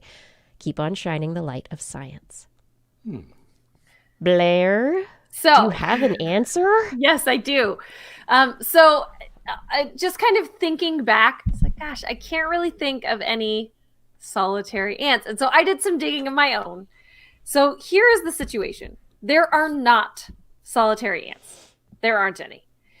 And we can't really see any going back in time either. But with bees and wasps, it looks like very early bees and wasps were solitary. So actually they started out solitary and turned social, kind of as we historically think of them. But ants, as far back as you can look, ants have always been social animals. They've been truly eusocial animals, which basically just means they're really social. They're not just hanging out near each other. They communicate with each other and use each other to survive. The closest you get with ants, this is interesting, to being solitary, is that there are a couple of types of ants that will forage alone. They don't want any help when they're going out, when the worker ants are going out to do their job. But they still come back to a nest or an anthill where it's still a very social space, and they're still bringing those things back to a colony. The other kind of close call you have with ants is that there are workerless ant species that are parasitic to other ant species. So they're basically just freeloaders in other anthills. Yeah, but they still are social in that they're not usually alone in terms of their species, and they depend on the other ant species to survive. So ants are social species. It looks like they have pretty much always been social species. It was very interesting. Cool. It was a very cool rabbit hole to kind of fall down and learn about. Thanks, Blair. That's awesome. Yeah, I can't even picture unsocial bees. Oh, yeah. Yeah, they exist. Mm-hmm. They're just off on their own. I mean, we don't call them unsocial bees. They live without the colony? They live without the hive? Yeah. They live in little holes. That's wasps. I picture wasps doing that, but bees? Bees also. Yep. Yeah. That's what I didn't expect. And they're very important members of the ecosystem. Yeah, that's often when you make things called bee hotels, those are often for bees that don't live in hives. Sometimes it's for bees that are finding a new hive and need a place to stay in the meantime. I love it when you say stuff like that. When you make a bee hotel, as you often don't know how to make. Oh my gosh! I've never done this. Everyone, if you're looking for a fun thing to do, probably more in the spring. So if you're in the southern hemisphere, you could do this right now. Or if you're in the northern hemisphere, you might want to wait a few months. But you can make a bee hotel at home and put it on your porch or in your backyard, and it's a place for bees to hang out. Another really cool thing to do for bees. Sorry, I'm getting off on a tangent now. How do you make a bee hotel? A bee bath. So a bee hotel could be like a bunch of toilet paper tubes against a piece of wood or something like that. Okay. So they really are like little single occupancy rooms for bees. But also bee baths are great. So bees drown all the time in bird baths or bodies of water. Because, I mean, we did a story last year maybe about how bees get stuck in water. So if you want to make a bee bath next to your bee hotel, you just take like a plate or a bowl and you put a bunch of rocks in it and then you fill it up with water. So that there's lots of spaces for them to land and then drink and they won't get stuck in the water. Nice. Help the bees. There's a little bee hotel. Love it. Make little solitary bee houses. Pollinators. Help. Oh, that's great. Mm-hmm. Great suggestion, Blair. Yeah. Projects are fun. I mean, everyone's looking for stuff to do at home right now, right? So, are you tired of making bread? Make a bee hotel. Yeah. Make 5. Give them to 4 of your friends. Oh, Christmas presents. That's right. The holidays are coming. It's gift-giving season. It's coming up. people could get the TWIS calendar and give those as gifts as well. Start thinking about that, everyone. Oh my goodness, Blair, thank you for wetting our whistle and answering that question. Roadrunner. And Jorj, thank you for asking your question. If you have a question for the TWIS team, send us your question. Really, we will do our best to answer it. Maybe a right answer, may not be. We will do our best. You can send questions to Kirsten at thisweekinscience.com or leave a message on our Facebook page, facebook.thisweekinscience.com. We've made it to the end. We're at the end. Thank you for listening. I hope you enjoyed the show. Shout outs now to Fada for his help on show notes and with social media. Thank you for writing all those messages to people and coming up with fun images for the social media messages. Gord, thank you so much for managing the chat room for our main chat. And Identity4, thank you for recording the show. I'd also like to thank our Patreon sponsors and the Burroughs Welcome Fund for their generous support. Thank you to Donathan Stiles, a.k.a. Don Stylo, John Scioli, Guillaume, John Lee, Ali Coffin, Maddie Perrin, Gaurav Sharma, Josiah Zahner, Mike Shoemaker, Sarah Forfar, Donald Mundus, Gerald Slurels, Stephen Albaron, Daryl Myshak, Stu Pollock, Andrew Swanson, Fred S104, Corinne Benton, Sky Luke, Paul Ronovich, Ben Bignell, Kevin Reardon, Noodles, Jack, Brian Carrington, Matt Bass, Joshua Fury, Sean and Nina Lamb, John McKee, Greg Riley, Mark Hessen, Flo, Jean Tellier, Steve Leisman, Ken Hayes, Howard Tan, Christopher Rappin, Richard, Brandon Minish, Melizond, Johnny Gridley Flying Out, Richard Porter, Christopher Dreyer, Mark Massaros, Artyom, Greg Briggs, John Atwood, Robert, Rudy Garcia, Dave Wilkinson, Rodney Lewis, Paul, Matt Sutter, Philip Shane, Kurt Larson, Craig Landon, Mountain Sloth, Jim Drapeau, Sarah Chavis, Alex Wilson, John Ratnaswamy, Sue Doster, Jason Olds, Dave Neighbor, Kosti Ranke, Matthew Litwin, Eric Knapp, E.O., Kevin Parachan, Aaron Luthen, Steve DeBell, Bob Calder, Marjorie, Paul Stanton, Paul Disney, Patrick Pecoraro, Ben Rotheg, Gary Ed Dyer, Tony Steele, Ulysses Adkins, Brian Condren, Jason Roberts, and Dave Friedel. Thank you for all of your support on Patreon. And if you want to be a Patreon supporter too, you can join the club. Go to twis.org and click on the Patreon link and choose your level of support.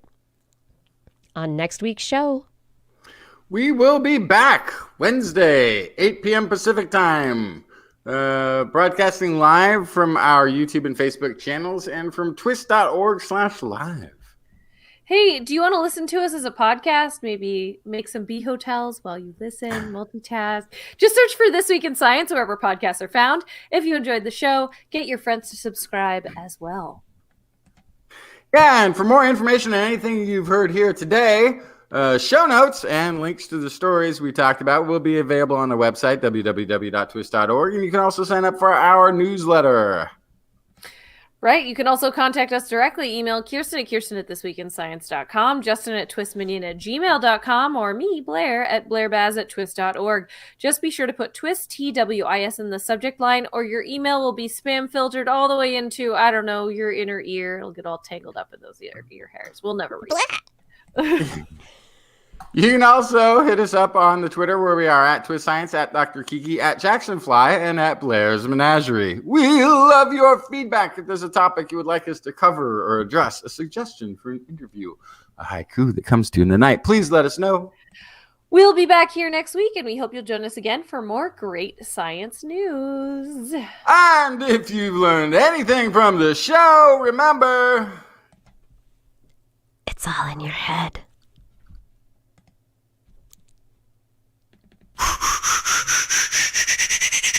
This Week in Science.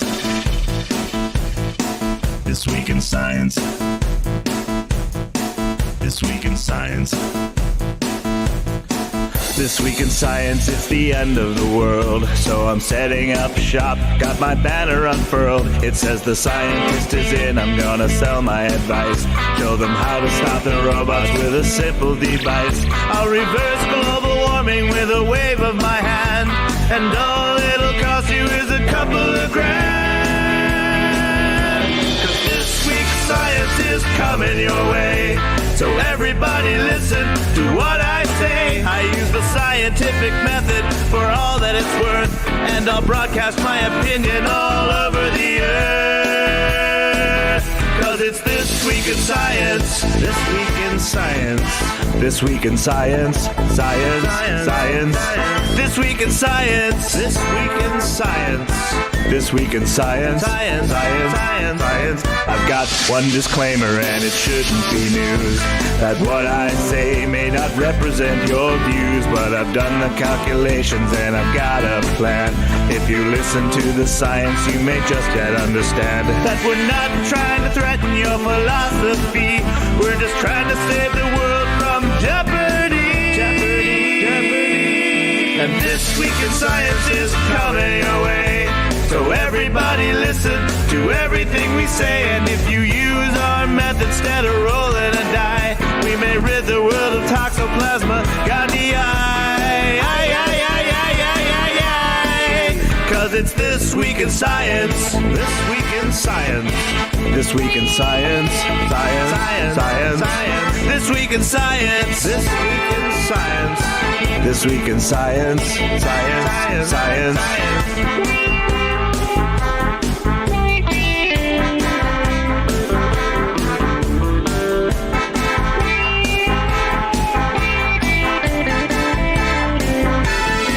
I've got a laundry list of items I want to address, from stopping global hunger to dredging Loch Ness. I'm trying to promote more rational thought, and I'll try to answer any question you've got. So how can I ever see the changes I seek when I can only set up shop 1 hour a week? This Week in Science is coming your way. You better just listen to what we say, and if you've learned anything from the words that we've said, then please just remember it's all in your head. 'Cause it's This Week in Science. This Week in Science. This Week in Science. Science. Science. Science. Science. This Week in Science. This Week in Science. This Week in Science. Science. Science. Science. Science. This Week in Science. This Week in Science. This Week in Science. This Week in Science. This Week in Science. This Week in Science. This Week in Science. This Week in Science.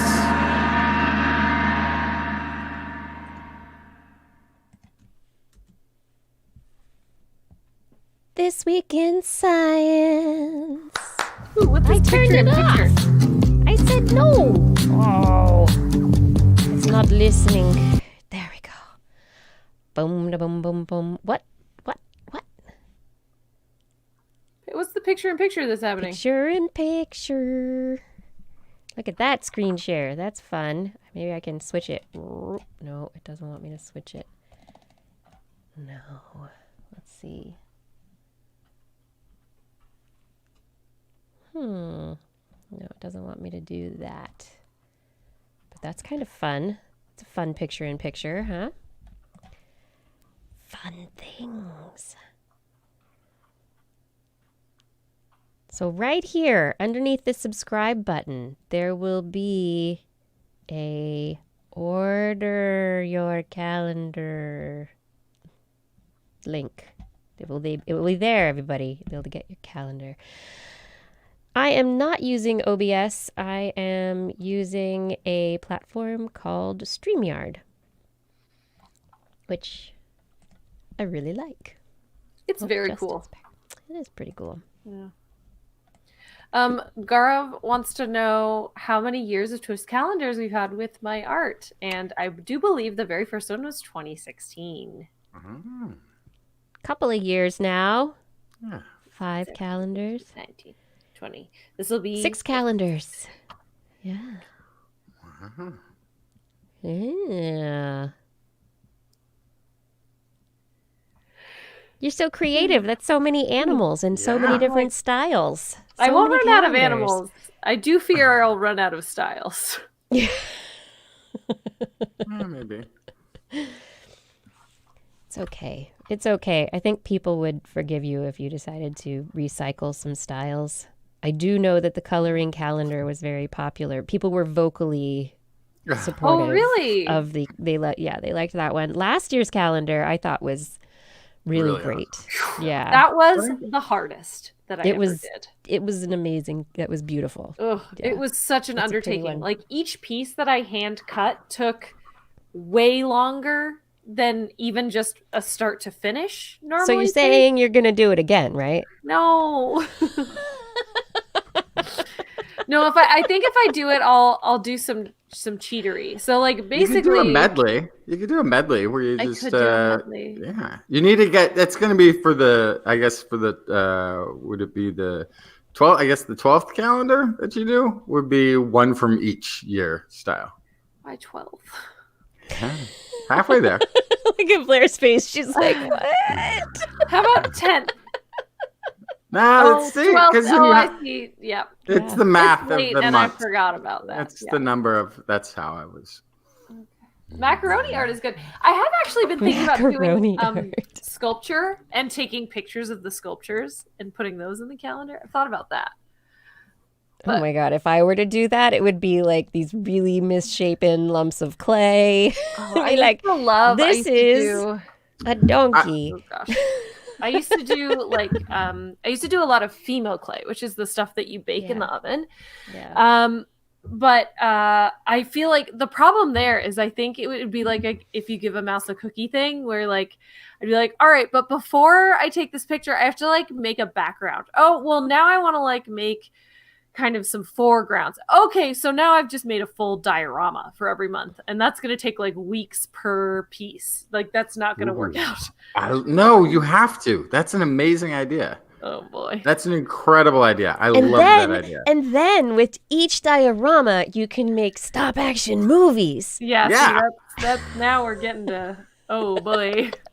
Hey, don't give cookies to mice. Well, because then they're gonna want Oh, some yeah, milk. They want some milk. Yeah, and then they also start to become less afraid of humans, and And also Let's they could do- give you what is it, hantavirus? So that's no it's good. just not a great. Oh. Yeah. Oh, Carolina, yeah, I like the word cannery too. That's a great word. It's a great word. So yeah, we got the listeners sounding off of where they are in the chat room a little bit. We got a listener in Alaska. We got one in Norway. Norway. Nice. Yes. Science is a good community globally. It really It is. is. And yes, science, it's a noun. It's also a verb. Sciencing. Sciencing? I think it is a noun that has been verbed. Anik is coming from New York City. New York City. There's Seattle. Hey, Seattle Paul in the Disney. house. Australia in the house. I know that we've got some Portland in the house. Oh yeah. Yeah, currently in Denmark for a few more weeks, and then back in Northern Cali. For me. That's right. Yes, Strengths, you did recommend StreamYard. I really like it. It is fantastic. It's a great platform. Noodles. Thunder Beaver Eastern. says, "Oh, we should make desktop wallpaper packs with odd sizes for mobile phones. That's really smart. That's a great idea. I don't know how to do that though." You have the digital images? Yeah. Mike, Or I just north have of to Napa. crop them. Oh, hey, Mike. Hopefully you're steering clear of some of the fire fires. that's going on right there through Napa. Yeah. I don't know exactly what's going on with the fire. I'm getting some updates. It's bad, I know but not. it's- It hasn't gotten worse. I think since last week. I think it's Well, just but- still bad. Yeah. I think it was the New York Times. Just saw the headline: the hottest September ever. Planet Earth. Was not a summer in San Francisco, but it could be soon. It was the hottest September on record. Just Ever. passed. Yeah. Ever. Let's see. Wallpaper. Oh, Mike Shoemaker says he's taken up constant smoking. Oh, but doesn't actually smoke. Ah, yes, I got you. The air quality, not good. Yeah.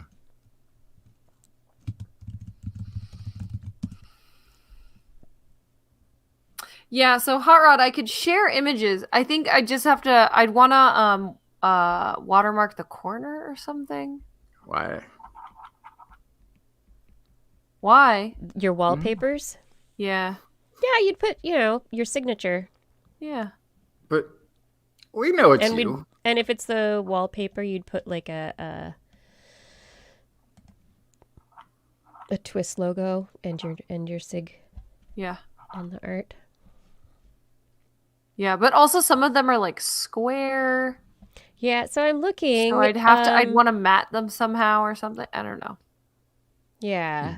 Webmaster was 2016. Is that even appropriate anymore? 2016 is like a decade ago already. Mm-hmm. Screen ratios, company wanted desktop 1600 by 1024 is older. 1920 by 1080 is most common. 2560 by 1600 is largest. Yeah. So you can up-res the image, but you have the older, newer screens are 16 by 9, aren't they? And older screens are 4:3. How big are you? I How just do I want them to find come out out what- with the self-healing screens for these phones. Two. Because I just got a new phone and broke it. I just lived with a broken one for a while and was like, that's it. I'm done. I'm getting a new phone just because of the screen. And then I don't even remember dropping it. I don't know what happened. Just looked at it one day and it's all cracked. Oh, no. Jeez. Yeah. You gotta I have put to a figure out how hard it is to. Wow. I know, but that just makes it cracked so the glass doesn't fall out, doesn't it? It doesn't actually protect it. Right. I've seen so many of those screens with that little sheet on it, and then the thing is still cracked. I'm not really sure what the difference is. I got to figure out how to replace the screen though. That's really, I like that Isn't one. that pretty? So Yeah. this, I was Yes. just Use looking. It's 3300 by 2550, so it would be fine. Mm-hmm. Hmm. And These ones are already matted, which is nice. are all of them that size? The full? Because I know you did the calendar's been big like that for. Was that the more rectangular year? That was the rectangular year. Yeah. Yeah, every time I go, I say the exact same 2 sentences to the person at like the FedEx office that I go to scan them in at because I want professional grade scans, and they give me a different DPI every time, which I'm always like, how? I don't know. I'm asking the same question. I don't understand. I don't get it. But let's see. Oh yeah, so this would be it. So where's the 2020 calendar? Oh, speaking of bears, we need to talk about. We talked about Fat Bear Week last week. Yes. Did anyone vote? The votes I are did. I in. forgot to vote. Yeah. The votes are in. I love this from their website. Lordacious Leviathan Levels, Chunky Challenger. The votes are in. You've been crowned the Earl Avoir du Pois, Bear 747. Yes. It was Bear 747 who has won. Bear number 747. No longer, let's see, 747's voluminous visage eclipsed 32's chunky chassis. Oh my No longer the runner-up, 747 fulfills the fate of the fat and fabulous as he heads off to hibernation. I mean, 32 did gain. That was quite a bit of weight gain. But yeah, 747, I mean, that was the chunk. The chunk. Who was my favorite again? I think that was one of them. Wasn't You it? definitely did like- mentioned that one. I did like 747. Yeah. Oh, they've gotten rid of the bears. Oh no. No.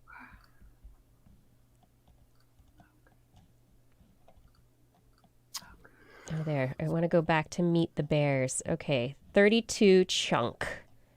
I just love these bears so much. They're all so good. They're so good. 32 chunk. He did. That was a lot of weight gained for hibernation. 128 grazer, 151 walker. That was a good one too. 402. I liked one of the Holly. Was it Holly that I liked? Mm-hmm. Holly. We definitely talked about 747 though. Yeah, I definitely did. I think it was just because the Look number at of a jumbo jet. 747 with that brown booty. Oh, he's so cute. I think Holly was my favorite too. Holly was good. I mean, there's Holly. There you go. There was Holly. another one though. There was one that looked like it couldn't walk if it wanted to. There was. How did that not win? I liked 856. I voted for 856 at one point.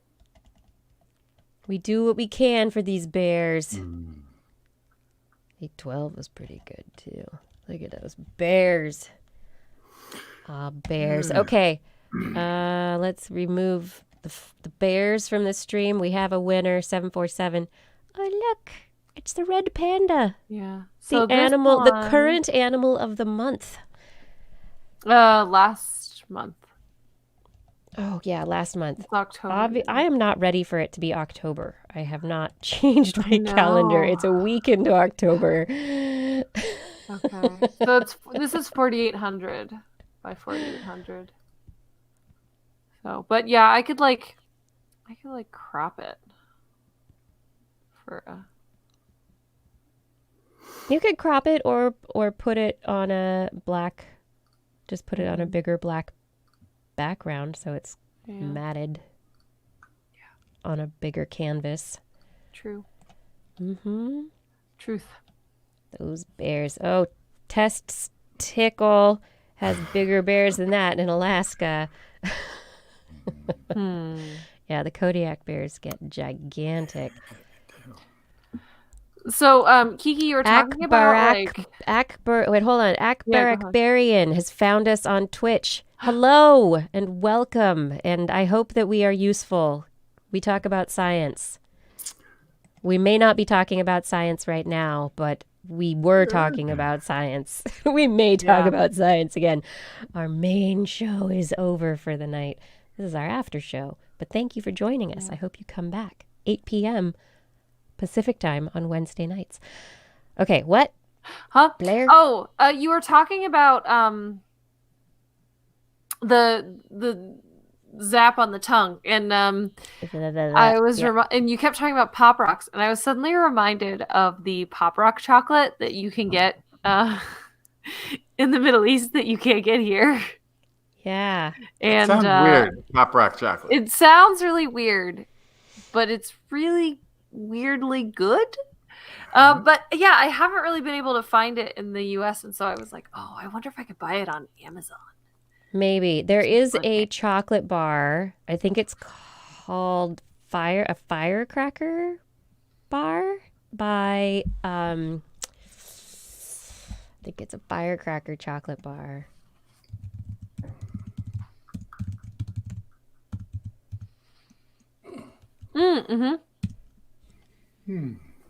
Was it? Is it Chua? Oh, it has. Yeah, it has chipotle and popping candy. Yes, it has pop. So it's a little spicy, and it has the pop. Nice. Yes. Yeah, this so is. If you like spice, the Chua firecracker chocolate is very delicious and poppy spicy. Yeah, it's the brand I always had in Israel is called Elite, but it has it looks like fireworks on the package. But yeah, I suddenly thought of it. I was like, I wonder if I should buy a box, get it shipped over. Yeah, you could. I'm seeing them on yes. Mm-hmm.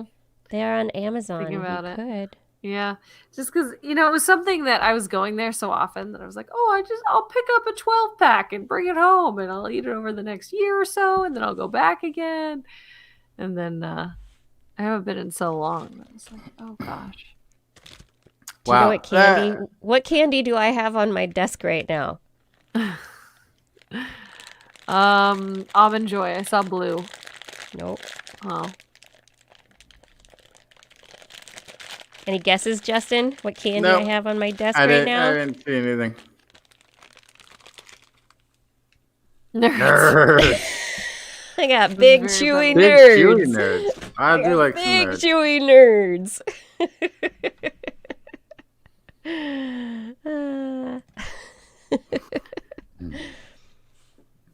So this, waking up to the news as I am here this late at night in the States. The coronavirus outbreak at the White House is now up to 34. 35. Staffers. It's 35 even? Oh my 35. goodness. Yeah. Wow. Yeah, there is. So here, I'll show I think this link that 11 I when was I went to showing. sleep.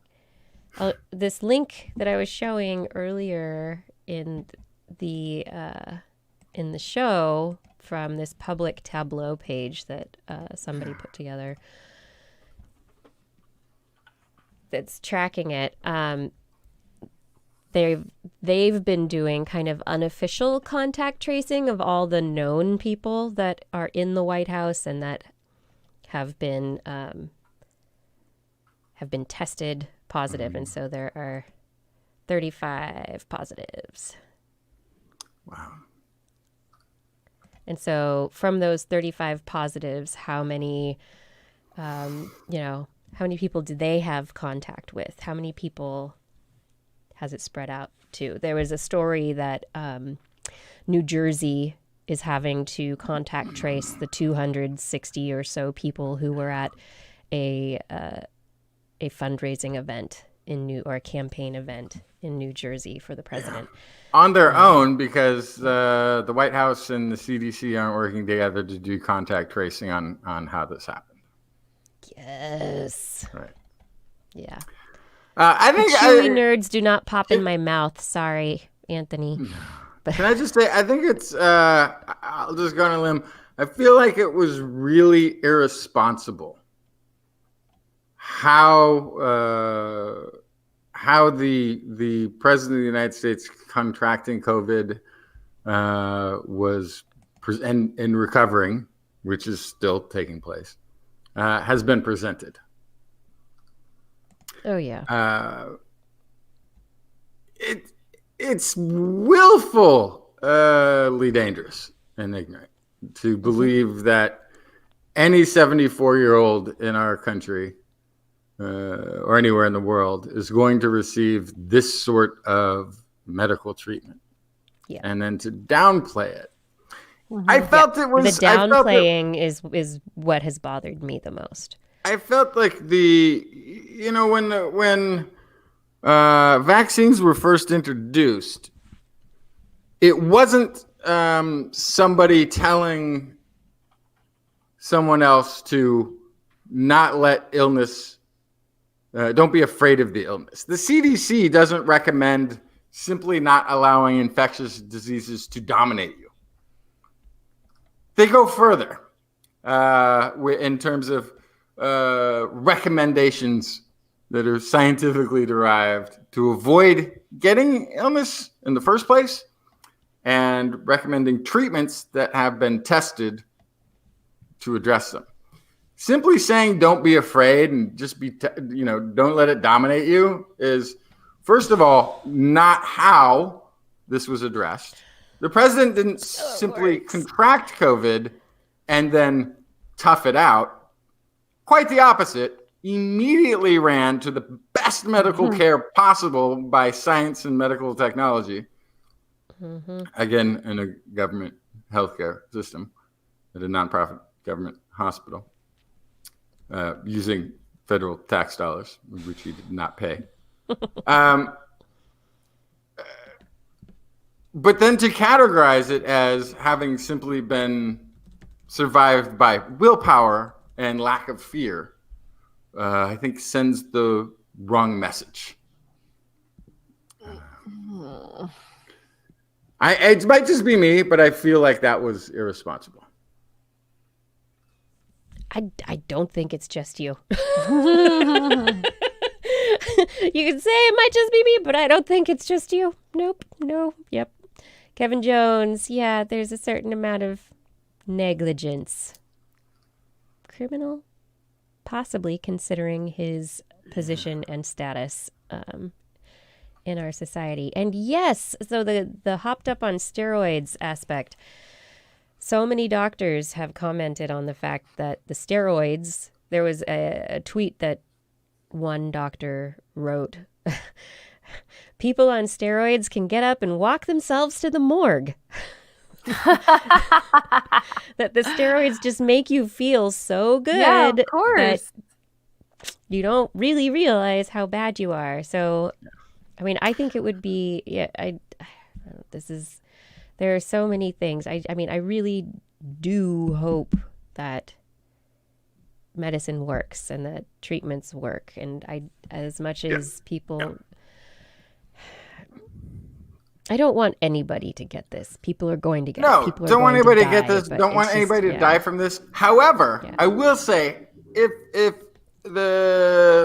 we had images of the president on a respirator, for instance, I think it would have saved lives. And I think that the way it's been defined and categorized for the people who will pay attention to anything that this individual says, is very dangerous. Well, I mean, there was underestimating threats is yeah. Go ahead, Blair. Sorry. No, I saw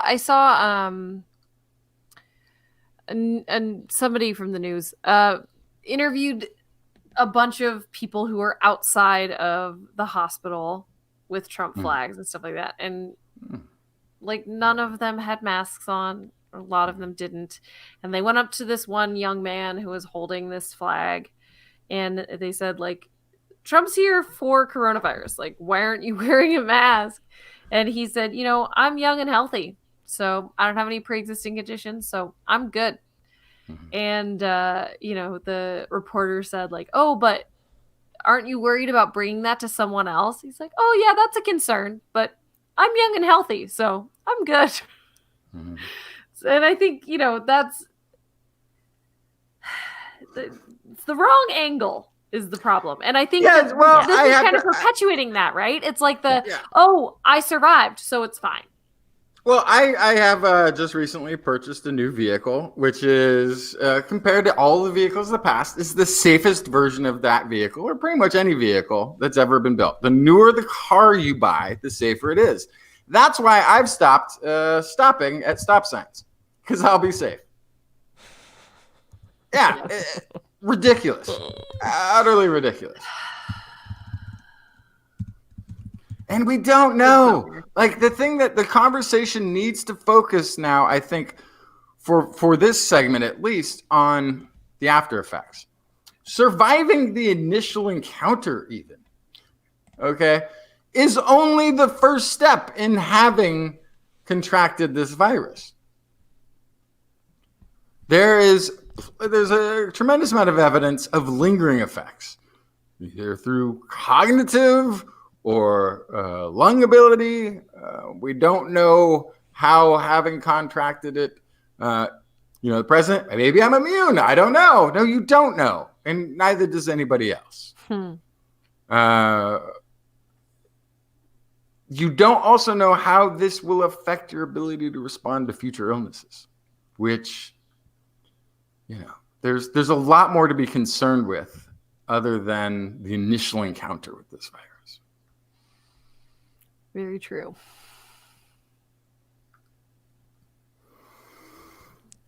Whoa. So I just put up the Nautilus live because COVID is everywhere and I need a distraction. Yeah, of course you do. Okay.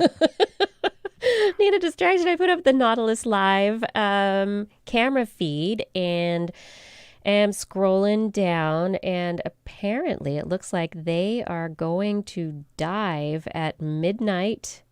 They're preparing the ROVs for a second dive launching at midnight tonight, exploring Pioneer Canyon, exploring the Monterey Bay and Greater Farallones National Marine Sanctuaries.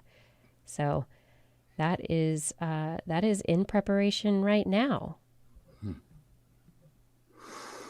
which is pretty cool. I don't know when they're going to be going tomorrow, but if you like staying up and watching dives, nautiluslive.org/live/quad.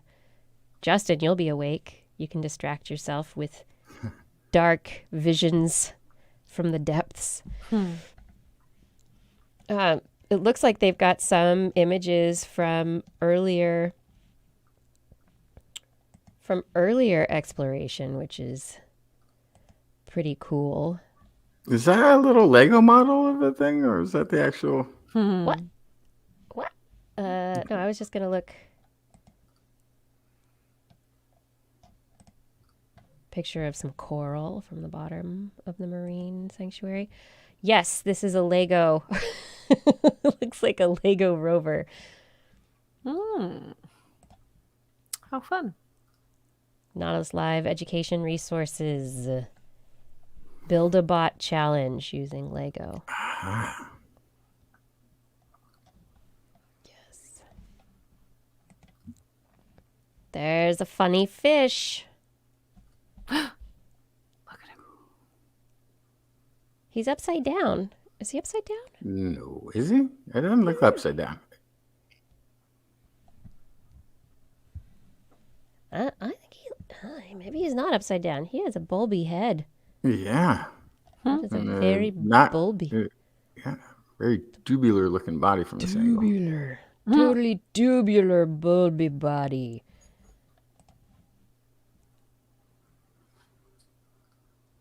Octopus Garden. Oh, there it is. There's the Octopus Garden. Oh, wow. Yeah, they're going to go back there again. I love the Octopus Garden.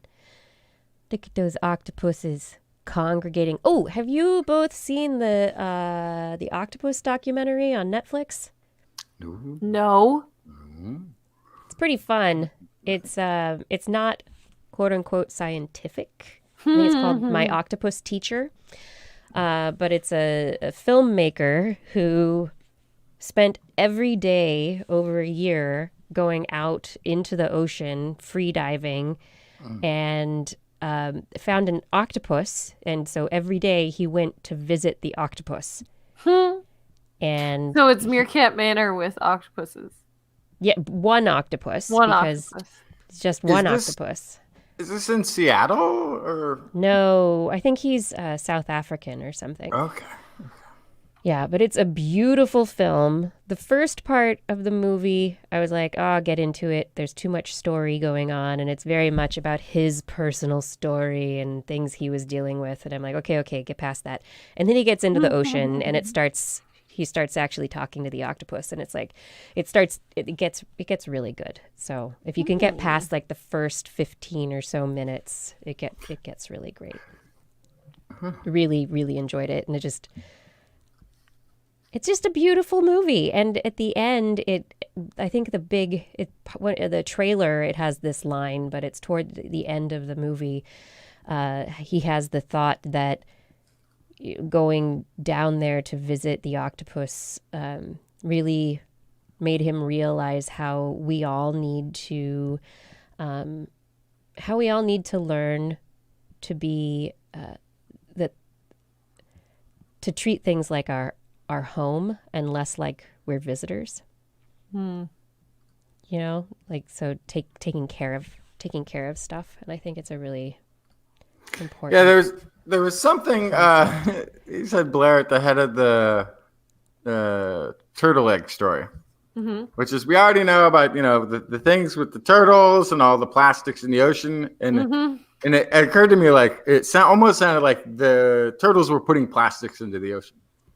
But can you imagine if we separated out all the bad things that people do to this planet, and then there was an animal doing it other than human?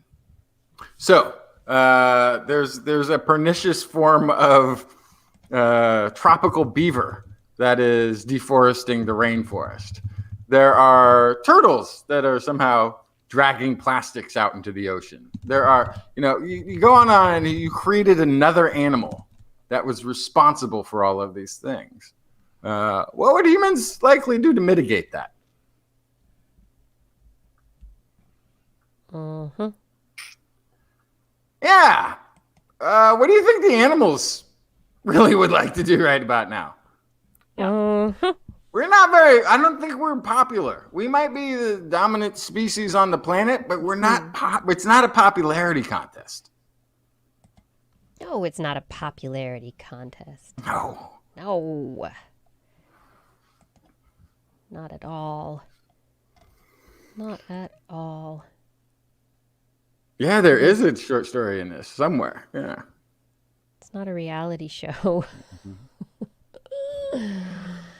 Made for TV. Everything is made for TV. Let me show you what should be on the TV. What is this voice you got?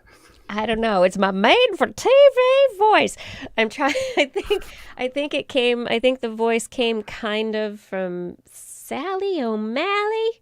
I'm Sally O'Malley, and I'm 50 years old. I'm not 50 years old yet. We're getting close. No. Yeah, getting close. No. Oh, I am. I'm really close. A little closer than I am. Oh, not by much. Shh.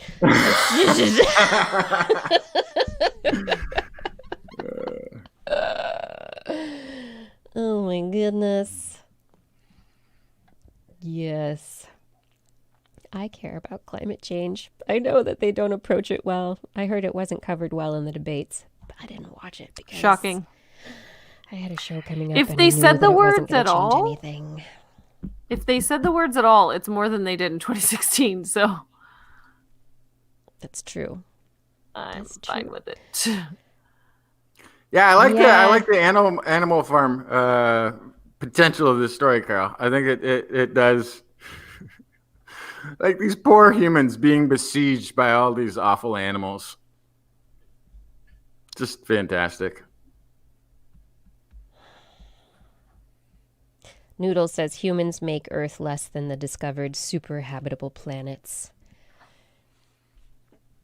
Maybe Earth would be super habitable if it weren't for the humans on it. I still have this idea of doing a version of Atlas Shrugged, where It's all about sustainability and Yes. living within our means and yeah, and cooperation and collaboration and working together. yep. Oh dear. But you take the instead of certain industries being the core of that story, it's certain scientific endeavors that are being corrupted by crony capitalism politics. As sort of what happens in the same story, but instead of a railroad trying to be preserved, renewable energy being the thing that they're trying to keep open and honest. Yeah, Pixar could probably help us with that. I know. What do we have? Like, orcas doing offshore drilling. We'd have hedgehogs doing fracking in the Midwest, causing all these noxious gases. Like, all these animals are ruining the planet. Yeah. Well, what was it? Happy Feet? I loved Happy Feet, the movie. Robin Williams was the voice of the emperor penguin. No, the Macaroni. Macaroni. Yes. Yes, and You're in Blair's Animal Corner now. I am now. Keep it go. Happy Feet had such a good message, and then there's also the Dr. Seuss's The Lorax. That one is a good one. I mean, it's not Animal Farm for sure, but it's still kind of like that. Keep it go. How's Science Island progressing? You know what? I still need to figure out how to get the money to start the Science Island. I still haven't figured out. Step one is buy land, but then it turns out there's a step before that, which is have the money to buy the land, which is really frustrating. However, I did get to visit a couple times. Basically, a Science Island that's been going on for I think 50 years now, 40, 50 years, which is Svenholm. Or Svenholm's Gulds, I can't really, but it's a community that is very much sustainable and organic and doing all these things. They have, I keep calling it wind turbines for electricity. They got some solar. They're doing all their own gardening, and it's a collective of, I think, around 150 people, and it's really amazing. You can wander around the grounds and pick tomatoes or apples or pears or whatever. They got cows there that are making the milk. They have a big community cafeteria, and they have a little public-facing store and some other little things going on there too. But they also, walking through and seeing how they handle recycling or reusing of things that people have purchased. Mm-hmm. So they have this sort of just grab and go. If you live there, you can go in there and there's here's a wall full of children's toys.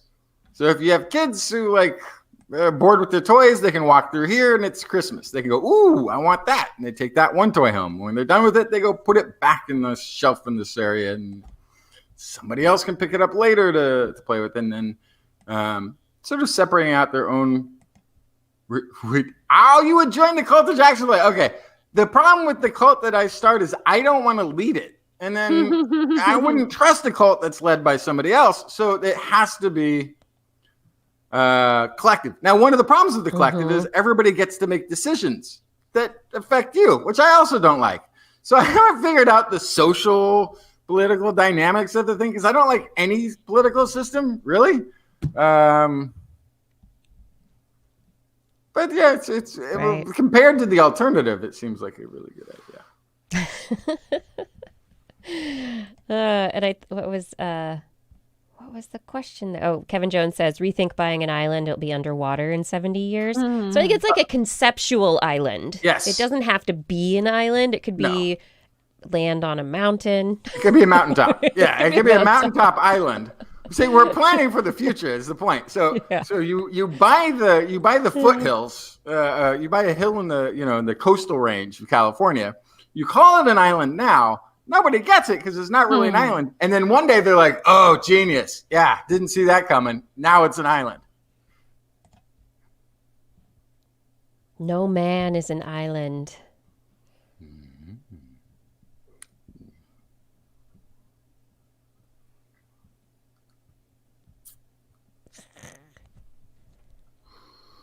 Oh, I just opened my Twitter.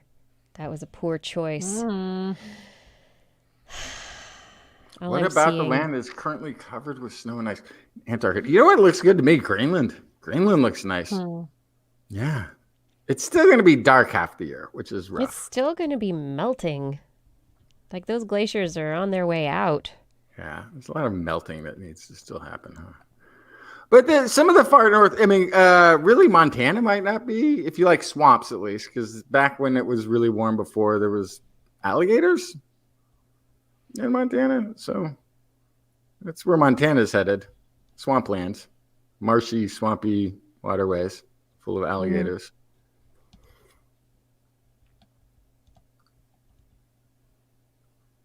I need to not look at Twitter anymore. Oh my goodness. It's a dangerous place to go right now. Marshy swamp. I've been doing my best. I go onto the Twitter and the Facebook and I'm like, and then I run away very quickly. I've been really trying to stay away. My mental health.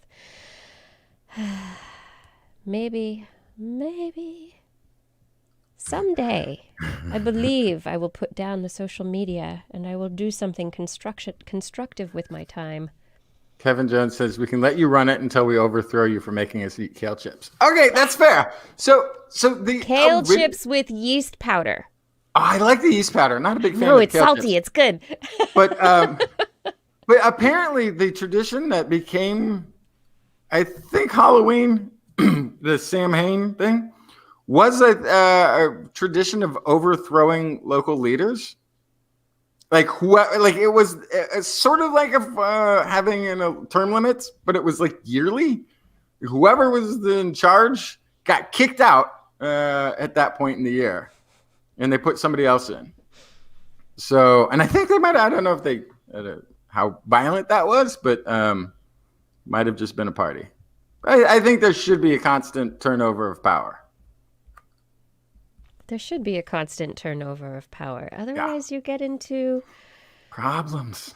Yeah, big problems. That's what our government was supposed to help us avoid. How about Then just the a representative government, which gerrymandering we and don't currently have? things. That would be Yeah, great. representative government we have to get rid of the way the Senate is formed. We have to change elections so it's the will of the people, the majority wins. There's a lot of work that needs to be done, people. Yeah, there's a lot of work. That could be better on a science island. Could be better on a science island. Yup. And if you're on a science island, you can close the borders really early so that you don't get the COVID. Yeah. You could treat your science island like New Zealand. It would be self-sustaining. Testing so the whole and point contact is that tracing. You could survive on the island with the food produced by the island, with the energy produced on this little island. If you just, so it kind of needs to be like, can like 150 people live with the energy and the food that they produce on, 100 acres of land or whatever it would be. Can it be done? Yes, it can be. Let's show people. Mm-hmm. Ooh, Carol Ann says, you've been doing this in Second Life for years, running the science stuff. Nice. Okay, yeast, the yeast powder, it's not salty, but it has that umami flavor to it. That's what I guess. Yeah, you can add salt to it, but it doesn't really need it though. Nutritional yeast, good on popcorn. It's really good on popcorn. It's really yummy. I had to eat a lot of it as a child because somebody, and I don't know if it's true or not still to this day, but it had a high vitamin B content or something, and that was supposedly kept bees away. Or not bees, mosquitoes. It made you less likely to be attacked by mosquitoes. I don't know if it was true or not, or if it was just one of those things like, maybe, hey kids, if you eat nutritional yeast, mosquitoes won't bug you. And then everybody's like, oh, I hate mosquitoes. Let me eat a lot of this nutritional. It might have just been because my pops would do that. He would lie to get you to do stuff. It was not above coming up. He's not above coming up with a story that tricks kids into eating healthy. It would absolutely be wheelhouse for him. I was mad at my mom for several years regularly because she would put carob chips in things instead of chocolate, and it was just the biggest letdown every time. I'd be like, chocolate, bleh. Carob, bleh. I will never make Vitamin E will put hair in your chest. Broccoli will put hair in your chest. Like, why would I want that? Carob will make you. It's a kid. That's not a great message. Prepubescent child is not like, oh, I want to have hair on my chest. No, that's not it's not a thing that I want. Forget that. Timid Tenor is asking, yeast like in Marmite? And it's like, yeah, it's yeast, but it's a powder. It's yeast flakes, powder. It's not a fermented thing. It's not fermented, exactly. HNEK's got it there. That's right, down with carob. Yeah, you might have had to have had slightly hippie parents to have encountered nutritional yeast in your early years. Yeah, or lived in a hippie commune at college. So can I do have to say something about Science Island here real briefly. A lot of the places that I would have envisioned putting Science Island are on fire. So it may be a good thing that we're not there yet, but this might be the absolute opportunity to get a hold of some land cheaper than we could have before. It means that we have to do a little bit of ecological terraforming, starting from scratch, and fireproofing. You need to build that wall. It's a firewall. It's not to keep people out. You could just go north. You could just come up to the northwest. Yeah. Oh, I hear it's really nice. There's a place. It's called Paradise. I think that sounds really nice. Oh no! Too soon, Justin. Too soon. It's always too soon in California. We never get over. No. We just go on with more of the same. Cod liver. Oh, that was my grandmother. Every time. So I'd spend like a week, 2 weeks with my grandmother in the summers growing up. every day. Kirsten, take your cod liver oil. Okay. Every day. It's good for you. Yep. Cod liver. My grandmother. I mean, she was Danish Norwegian, so it is a Danish Norwegian thing, but it was also, I don't know, it's a Scandinavian thing. Yeah. So there's also so do people in Finland really like fermented fish in a can? I don't know what it is for a region that is surrounded by water. So do the Norwegians, Denmark? right? The Norwegians, fish. Finns, Swedes they all have access to a sea or an ocean or both, and yet there's a tremendous amount of canned fish that comes from somewhere else. Comes from the ocean. We get to the fish in but the it's not nets, it's and not we put necessarily them the in local. the cans, and then it's fish from the ocean, and you But it's not open local it. It's fish. like the ocean in your cabinet, in your mouth. Okay. They seem to be importing canned fish from other places. Oh, which by the way, if you're Scandinavian and Swedish, Northern European or even European perhaps, and you don't like tuna fish, it's because your tuna sucks. I don't know what's wrong with the tuna here. It's not the tuna we have in California. It is it's very fishy. cat food. It's cat food. Yeah. That they're eating here. I noticed that when I was abroad too. I was like, ooh, I'm never. I'm not. Yeah. Oh, what's wrong? Is it the blue versus the yellow fin? I don't know what the difference is. No, you're not eating bluefin tuna in a can ever. No, you're not eating bluefin in a can. No. I don't know what it is they're calling tuna here, but it's cat food. Like, I might even feel bad. Like, if I opened a can of this and I was going to give it to my cat, even, I'd be like, oh, you know what? Let me go. A bite for me, a bite for my cat. A bite for me, a bite for my cat. Let me go find you something real to eat. Because it's not even, I wouldn't even feed to my cat what they call tuna. Yeah. Oh, Swedish fish candies. Maybe I need a bag of those on my... Oh, lutefisk. Yeah, there you go. Lutefisk. Yes. That's some good stuff.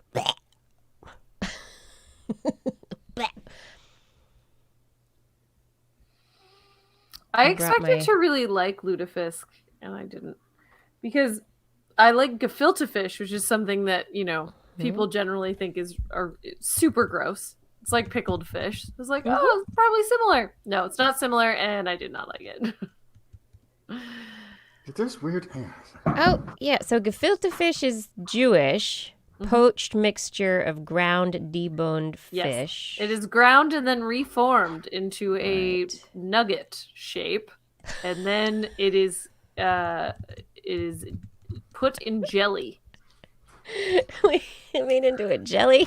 Jelly? It's like submerged in jelly. Submerged in jelly, like pickled jelly.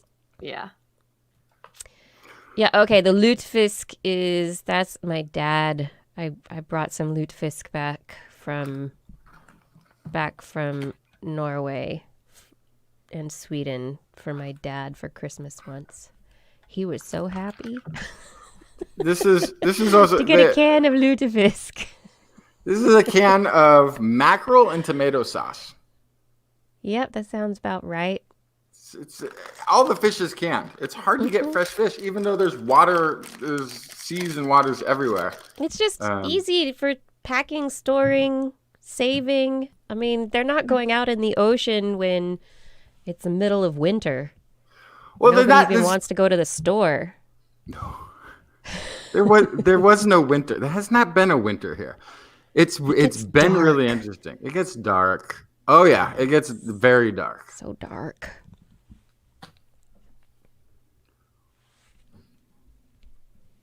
The kids love mackerel and tomato. Oh, there it is. Carol Ann, the fish is put in lye water and the fat is dissolved. No fat in the fish. Yum, lye water. No. Delicious. No. Could be a soap, the stuff off of it. Blair needs to go to sleep. I'm sorry. Hot Rod won't eat canned fish. Oh. Noodles is ready to barter toilet paper for canned fish. Toilet fish. Noodles has 100 rolls of toilet paper ready for that canned fish, Justin. All Be right. ready to barter.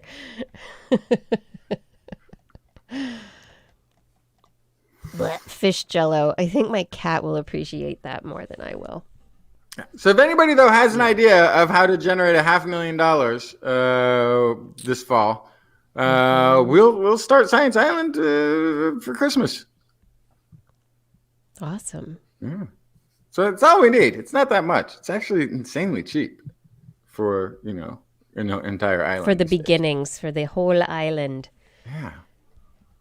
And we won't have to do slash and burn farming technique because the burning's already been done, apparently, for us. It's all been done. That's right. Well. Eric Knapp thinks I need to go to sleep, too. The sleep, it is calling us. Okay, well, in that case, say Sleep goodnight, is Blair. good.